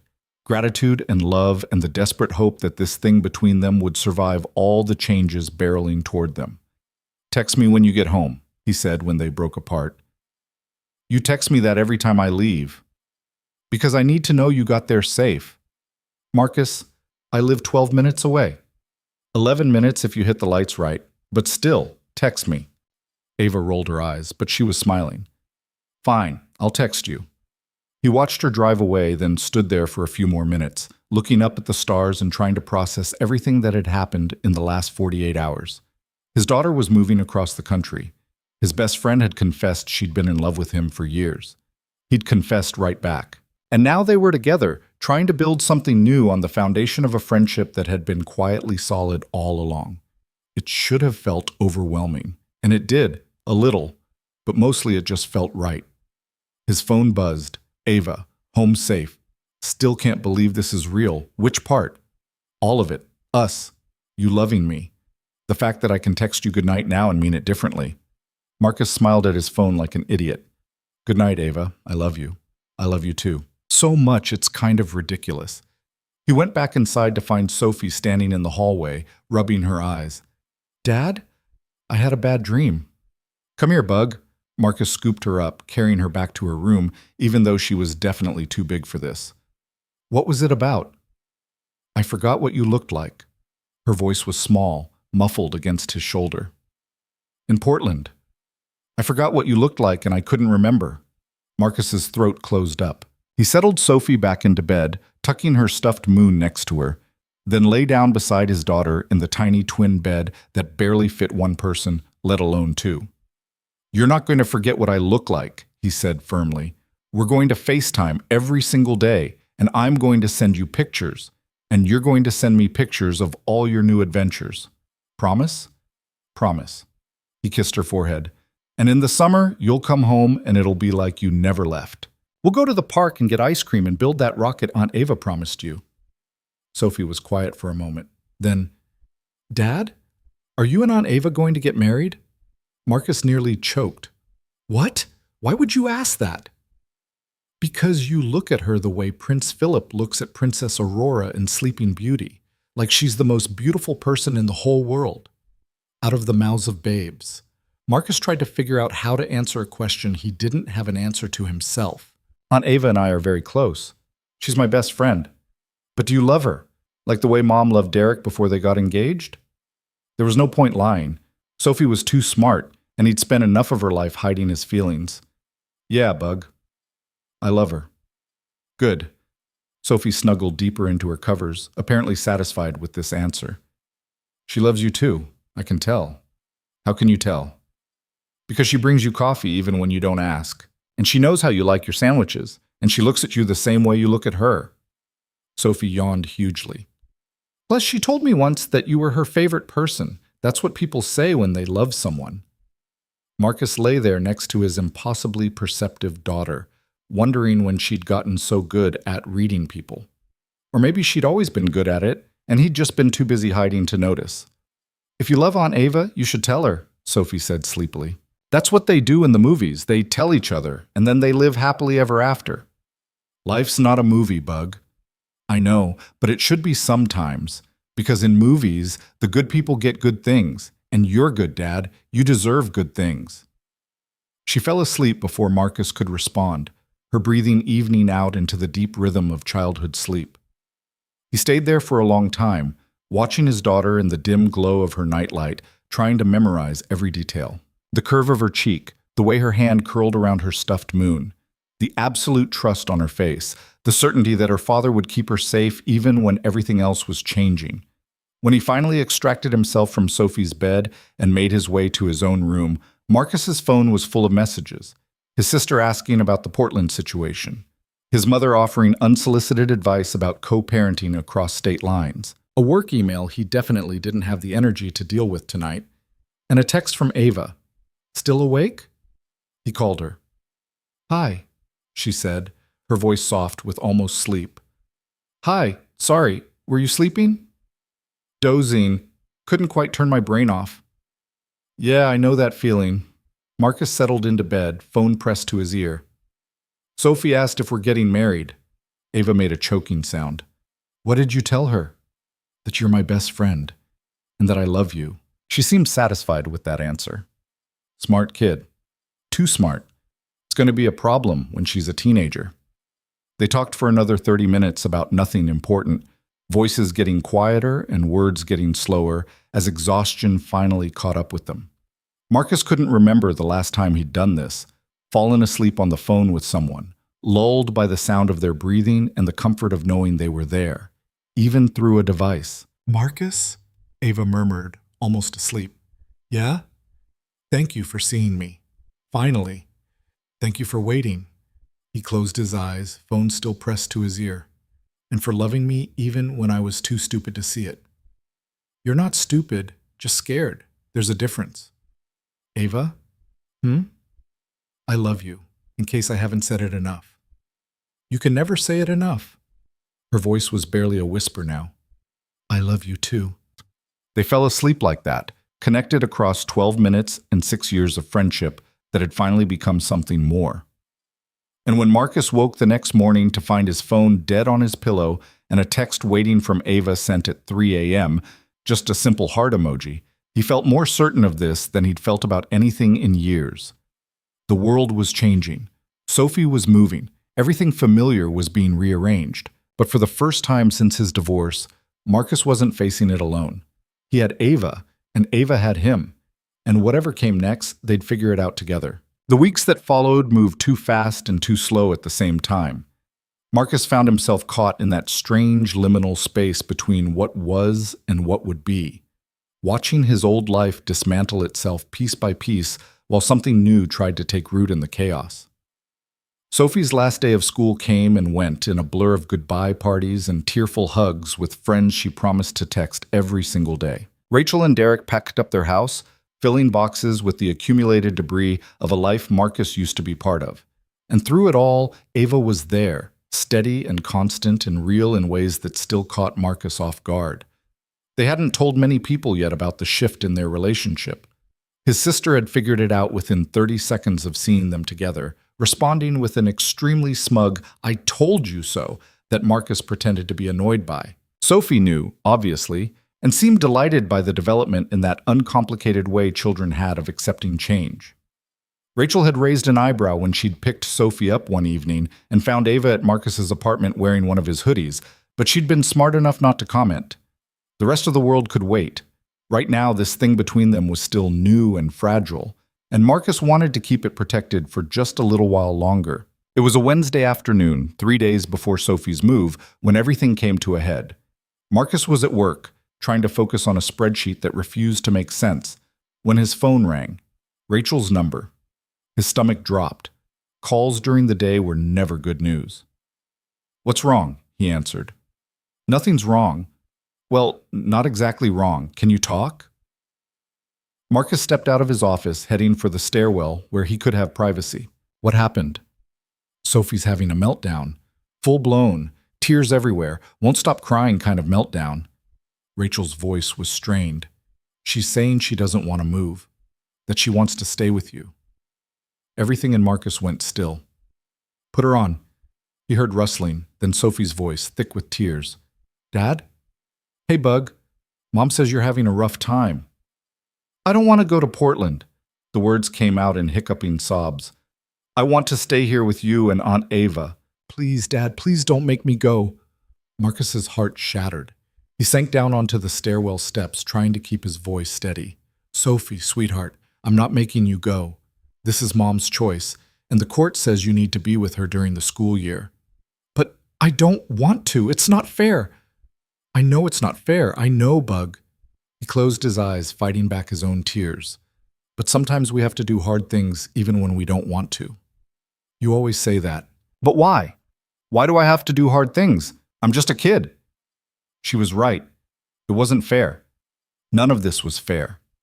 But fair didn't matter when you were caught in the machinery of divorce and custody agreements and adult decisions that kids had to live with. "Can I come over?" Marcus asked Rachel, who'd apparently taken the phone back. "After work? I think Sophie and I need to talk face to face." "Yeah, that's probably a good idea." Rachel sounded exhausted. "Derek's at his new job already. He flew out yesterday to start the transition, so it's just me and Sophie here, drowning in boxes and feelings." "I'll be there at 5. Marcus hung up and sat there in the stairwell for a long time, his head in his hands. This was the part of parenting that the books didn't prepare you for. The moments when your kid was in pain and you couldn't fix it. When being a good parent meant enforcing things that broke both your hearts. He texted Ava. "Sophie's falling apart. Going to Rachel's after work. Might be late." Her response came immediately. "Want me to come with?" "Not sure that's a good idea. Rachel and I need to present a united front." "Okay. But I'm here if you need me. Love you. Love you too."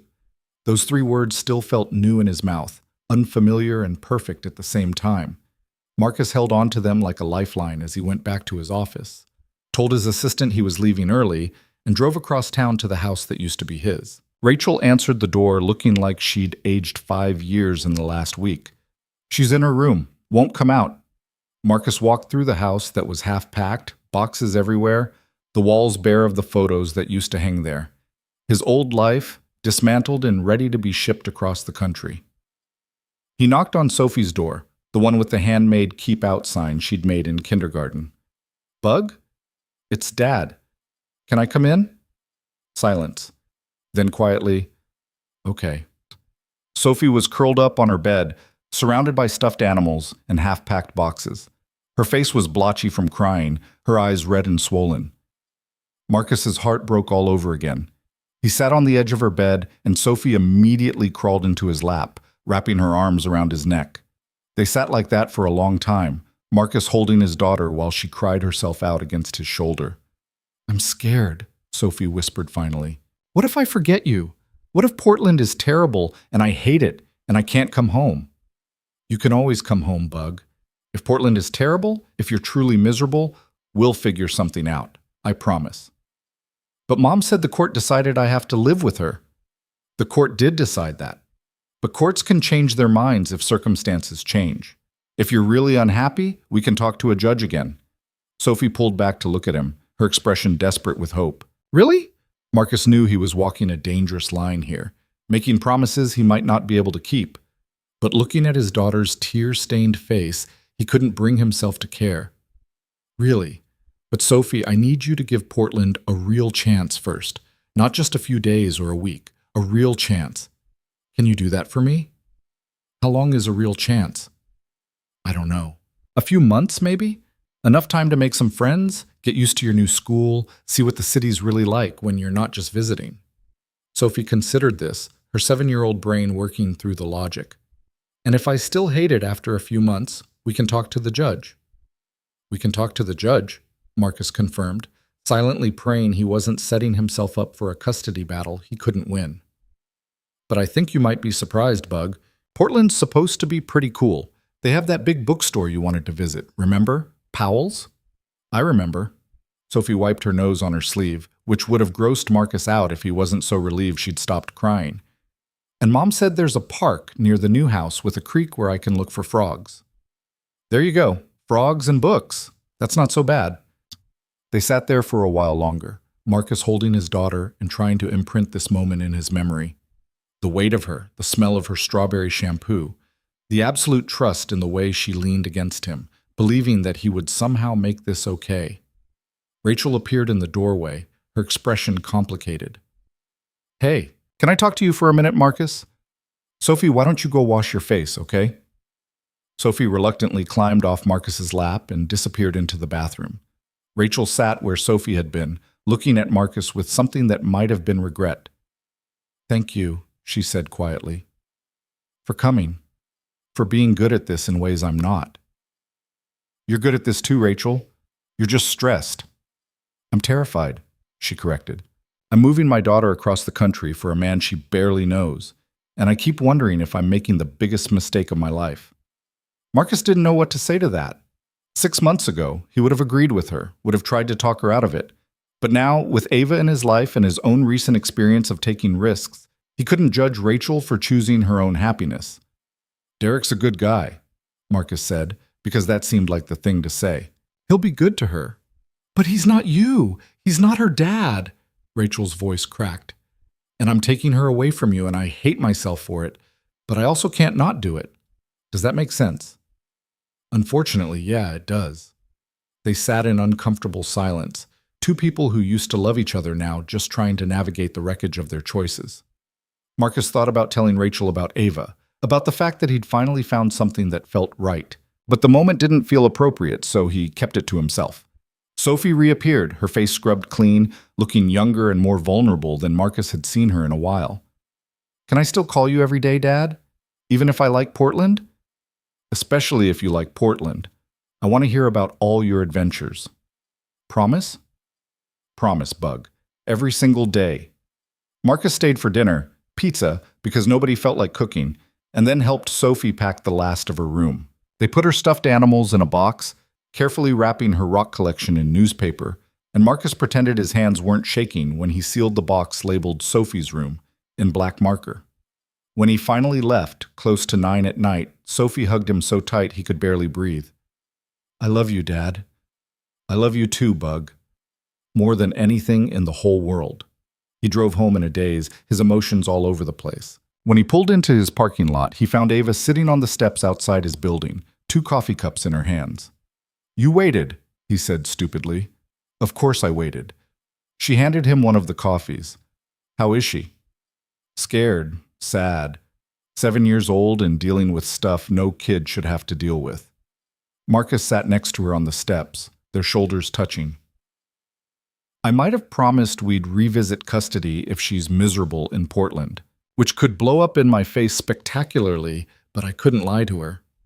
You did the right thing. Did I? I don't know anymore. Nothing feels right about this. Ava took his hand, lacing their fingers together. Want to know what I think? Always. I think you're an amazing father who's doing his best in an impossible situation. I think Sophie is lucky to have you, and I think that no matter what happens with Portland, you two are going to be okay. Marcus leaned his head against hers, breathing in her familiar scent, trying to anchor himself. When did you get so wise? I've always been wise. You're just now noticing. They sat there on the steps, drinking coffee that had gone lukewarm, watching the occasional car drive past, existing in the quiet comfort of each other's presence.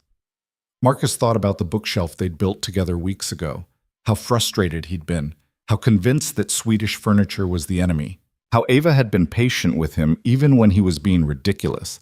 That bookshelf was still standing in her apartment, slightly crooked, one shelf at a barely perceptible angle, but standing, solid, built to last. Maybe that's what they were too, slightly imperfect, a little crooked, but solid where it mattered. "I love you," Marcus said suddenly. "I don't think I say it enough." "You say it plenty." Ava squeezed his hand. "But I'll never get tired of hearing it." "Good, because I plan on saying it a lot." They went inside eventually, back to Marcus's apartment that would soon feel too empty without Sophie's chaos filling it. Ava stayed over. She'd been staying over most nights lately, her toothbrush next to his in the bathroom, her coffee mug in his cabinet. Small domestic integrations that made Marcus's chest tight with something that felt like hope. The next 2 days passed in a blur. Last-minute errands, final goodbyes to Sophie's friends, a going-away dinner at Sophie's favorite restaurant where everyone pretended to be happy while actually being devastated. Marcus took photos he'd probably never look at, memorizing his daughter's face at 7 years old, knowing that the next time he saw her for more than a weekend, she'd be different. Older. Changed by experiences he wouldn't be part of. The morning they left, Marcus drove Sophie and Rachel to the airport. Derek had flown ahead to set up the house, so it was just the three of them, the remnants of a family that used to be whole. At the security checkpoint, Sophie clung to Marcus like she used to when she was little and afraid of thunderstorms. "I'm going to miss you so much, Dad." "I'm going to miss you too, Bug, but we'll FaceTime tonight, okay? As soon as you land." "You promise?" "I promise. Every single day, remember?" Sophie nodded against his chest, then pulled back to look at him with those serious eyes that were too old for her face. "Take care of Aunt Ava while I'm gone, okay? She gets sad sometimes, even when she's smiling." Marcus's throat closed up. "How do you know that?" "I just know. That's what friends do. They see each other even when other people don't." Rachel cleared her throat, her own eyes shining. "We need to get through security, sweetheart." Sophie hugged Marcus one more time, fierce and desperate, and then she was gone. Walking toward security with Rachel, her little backpack bouncing against her shoulders, looking back every few steps to wave. Marcus waved back until they disappeared into the crowd, and then he stood there long after they were gone, unable to make himself move. His phone buzzed. "Ava, you okay?" He typed back with shaking hands. "No. Where are you?" "Airport. Just watch them go through security. Stay there." "I'm coming to get you." "Ava, you don't have to." "Stay there, Marcus." She showed up 20 minutes later, somehow having crossed the city in impossible time. Marcus was still standing in the same spot, staring at the security checkpoint like Sophie might magically reappear. Ava took one look at his face and pulled him into a hug that made something in his chest crack open. "She's gone," Marcus said, the words muffled against Ava's shoulder. "My kid is gone." "She's not gone. She's just in a different place." "That's the same thing." "It's really not." Ava pulled back to look at him, her hands on his face. "Sophie is still your daughter. Portland doesn't change that. Distance doesn't change that. Nothing changes that. It changes everything." "Okay, yes. It changes some things, but not the important things." She wiped a tear off his cheek that Marcus hadn't realized had fallen. "And you're not doing this alone. You know that, right?" Marcus did know that. Intellectually, he knew that. But standing in this airport, watching his daughter fly away from him, it was hard to feel anything except the gaping absence where she used to be. Ava drove him home because he clearly wasn't in any shape to drive himself. They stopped for breakfast at a diner neither of them had been to before. Neutral territory, Ava called it. And Marcus picked at pancakes he couldn't taste, while Ava filled the silence with stories about her job search and her mother's opinions on her unemployment and anything that didn't require him to respond. Back at his apartment, the quiet was oppressive. No Sophie chattering about her latest obsession, no cartoons playing too loudly in the living room, just silence and the faint smell of the vanilla candle Ava had brought over last week. Marcus stood in the middle of his living room looking at all the space that used to be filled with his daughter's presence and felt completely untethered. "What am I supposed to do now?" he asked. Ava was in the kitchen, making coffee neither of them needed. "Right now? You're going to drink this coffee and maybe take a shower, and then we're going to watch something mindless on TV until it's time for Sophie to call." "That's it? That's the plan?" "That's the plan for today. Tomorrow's plan will be different. We'll figure it out as we go." They fell into a routine over the next few weeks that felt both strange and necessary. Sophie called every evening at 6 without fail, full of stories about her new school and the kids in her class and the park with the creek where she'd found 7 different kinds of rocks. She seemed to be adjusting better than Marcus had hoped, which was a relief, and also somehow made him feel worse. Like maybe she didn't need him as much as he'd thought. Ava, bless her, seemed to understand this without him having to say it. She showed up when he needed her and gave him space when he didn't. She listened to him spiral about being a bad father and then calmly pointed out all the evidence that he wasn't. She kept him from drowning in the quiet of his apartment by filling it with her presence, her laughter, her stubborn insistence that he was going to be okay. And slowly, impossibly, Marcus started to believe her. One Saturday afternoon, about a month after Sophie had left, Marcus and Ava found themselves back in her apartment. The bookshelf they'd built was still standing, still slightly crooked, still perfect in its imperfection. "I can't believe this thing hasn't collapsed yet," Marcus said, running his hand along one of the shelves. "Yeah, of little faith. I told you we did a good job." "You did a good job. I mostly just complained." "True." Ava came to stand next to him, looking at the bookshelf like it was some kind of monument. "You know what I was thinking about the other day?" "What?" "That joke you made about marrying me instead of finishing the furniture." Marcus's heart did something complicated. "That was weeks ago." "I know, but I keep thinking about it." She turned to look at him, her expression serious. "If you had actually asked, back then, before you knew how I felt, what would you have said if I'd said yes?" "Ava, I'm not asking you to propose, Marcus. I'm just curious. What would you have done?" Marcus thought about it. Really thought about it. What would he have done if Ava had taken that joke seriously? If she'd looked at him with those eyes and said, "Yes, let's get married. Let's skip all the complicated parts and just be together?" "I would have panicked," he admitted. "I would have laughed it off and made another joke and then spent the next 6 months convincing myself it meant nothing. Sounds like you." "But if you'd pushed? If you'd actually made me think about it seriously?" He took her hand, threading their fingers together. "I think I would have realized what I was too scared to see, that I'd been in love with you for years and just didn't know it yet." "Years?" "At least 3, maybe longer. It's hard to say when friendship becomes love when you're actively trying not to notice." Ava smiled, soft and vulnerable. "So what you're saying is I should have pushed." "What I'm saying is I'm glad you waited, because if you'd pushed before I was ready, I might have run. And then I would have lost the best thing in my life before I even knew I had it." They stood there in front of the crooked bookshelf, holding hands like teenagers, and Marcus felt the last piece of his fear finally crack and fall away. This was right. Ava was right. They were right, in all their imperfect, complicated glory. "Can I ask you something?" Marcus said. "Always." "Do you ever regret it, waiting for me to catch up?" Ava considered the question seriously. "Sometimes I wish I'd told you sooner. Saved us both some time, you know.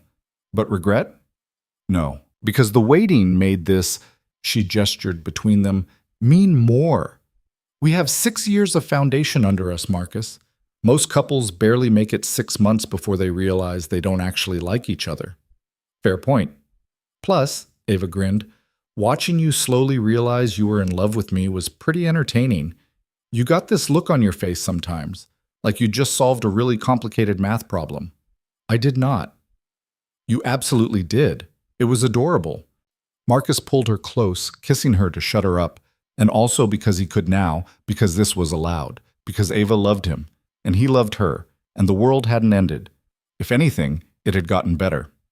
His phone rang, Sophie's FaceTime. Marcus answered, and his daughter's face filled the screen, her smile bright and genuine. "Dad, Aunt Ava, guess what?" "What, Bug?" "I made the soccer team. The coach said I'm really good at defense." Marcus felt pride swell in his chest. "That's amazing, Sophie. I'm so proud of you." They talked for 20 minutes, Sophie chattering about her new team and her new friends, and the science project she was working on about ocean currents. She looked happy. Actually genuinely happy, and Marcus realized with a start that maybe Portland hadn't been the disaster he'd feared. Maybe his daughter was resilient in the way everyone kept saying, adapting to her new life while still making space for him in it. After they hung up, Ava looked at him with knowing eyes. She's okay. Yeah, she really is. And so are you. Marcus thought about that. Was he okay? A month ago, he would have said no without hesitation. But now, standing in Ava's apartment with her hand in his and his daughter thriving 2,000 miles away, he realized he actually was. Not perfect, not without moments of sadness and longing and missing Sophie so much it physically hurt. But okay, moving forward, building something new on the foundation of everything that had come before. Yeah, he said, I think I am. They spent the rest of the afternoon being lazy together, watching bad movies and ordering takeout, and existing in that comfortable domesticity that Marcus had learned to treasure. And when the sun started to set, painting Ava's apartment in golden light, Marcus found himself thinking about that bookshelf again. They'd built it together piece by piece, arguing and laughing and somehow creating something that held together despite all odds. It wasn't perfect. It was crooked, and one shelf sat at an angle, and there were probably extra screws somewhere in Ava's junk drawer, but it was theirs, solid where it mattered, built to last, just like them. Hey, Ava, Marcus said. I know this is fast. I know we've only been officially together for like 6 weeks, but I need to tell you something. She sat up, her expression cautious. Okay. I can see it. Us, the whole thing. Marriage and growing old and building a life together. I know I'm not supposed to say that this early. I know it probably scares you, but I can't not say it anymore. The words tumbled out, clumsy and honest. You're it for me, Ava. You've been it for me for years. I was just too stupid to realize it. Ava's eyes were shining. Marcus, I'm not asking you to marry me right now. I'm not even saying we need to talk about it. I just need you to know that when I think about my future, you're in every single version of it. You and Sophie and whatever else we build together. You're such an idiot, Ava said, but she was smiling through tears. Of course I'm in every version of your future. Where else would I be? I don't know. I just needed to make sure you knew. She kissed him, slow and deep and full of promise. I know, Marcus. I've always known. They held each other as the sun set completely, the apartment falling into comfortable darkness. Outside, the city hummed with life. People going about their evenings, living their own complicated stories. But in Ava's apartment, in front of a crooked bookshelf that had survived against all odds, Marcus felt more at peace than he had in years. His phone buzzed. A text from Sophie. Love you, Dad. Don't forget FaceTime tomorrow. He typed back. Love you too, Bug. Every single day, remember? Ava read the message over his shoulder, then settled back against his chest. Every single day. That's the deal. Good deal. Marcus thought about all the deals he'd made in his life, the promises he'd kept and the ones he'd broken, the marriage that had failed and the friendship that had quietly become love, the daughter who was growing up 2,000 miles away, and the woman who'd waited 6 years for him to see what was right in front of him. Life wasn't like the movies. There was no perfect ending, no moment where everything fell into place and stayed there. Just a series of imperfect moments, strung together by the people who showed up and stayed and chose each other over and over again. Marcus had wasted a lot of time being scared, being convinced he didn't deserve good things or that happiness was something other people got. But sitting here with Ava, thinking about Sophie's smile on FaceTime and the future they were building together, he realized he'd been wrong. He did deserve this. Not because he was perfect or had all the answers or never made mistakes, but because he'd been brave enough to finally see what had been there all along. Because he'd stopped running from the things that scared him and started running toward the things that mattered. Thank you, Marcus said quietly. For what? For waiting. For seeing me when I couldn't see myself. For loving me even when I was too stupid to love you back. Ava tilted her head to look at him. You were never stupid, Marcus. Just scared. And there's nothing wrong with being scared as long as you don't let it stop you from living. When did you get so wise? I've always been wise. You're just now catching up. He laughed, the sound genuine and light. Outside, the city continued its endless motion. Inside, in the warm glow of Ava's living room, Marcus held the woman he loved and thought about crooked bookshelves and second chances, and the quiet courage it took to build something worth keeping. 6 years ago, they'd met at a terrible networking event and decided to be friends. For 6 years, they'd built a foundation of trust and laughter and showing up for each other when it mattered. And now, finally, they were building something more. It wouldn't be perfect. There would be hard days and moments of doubt and all the complications that came with blending a life with someone else. But Marcus wasn't afraid of that anymore, because he had Ava, and Ava had him, and together they could build something that would last. Something slightly crooked, maybe. One shelf at a barely perceptible angle, but solid where it mattered, built to last. And in the end, that was all that really counted.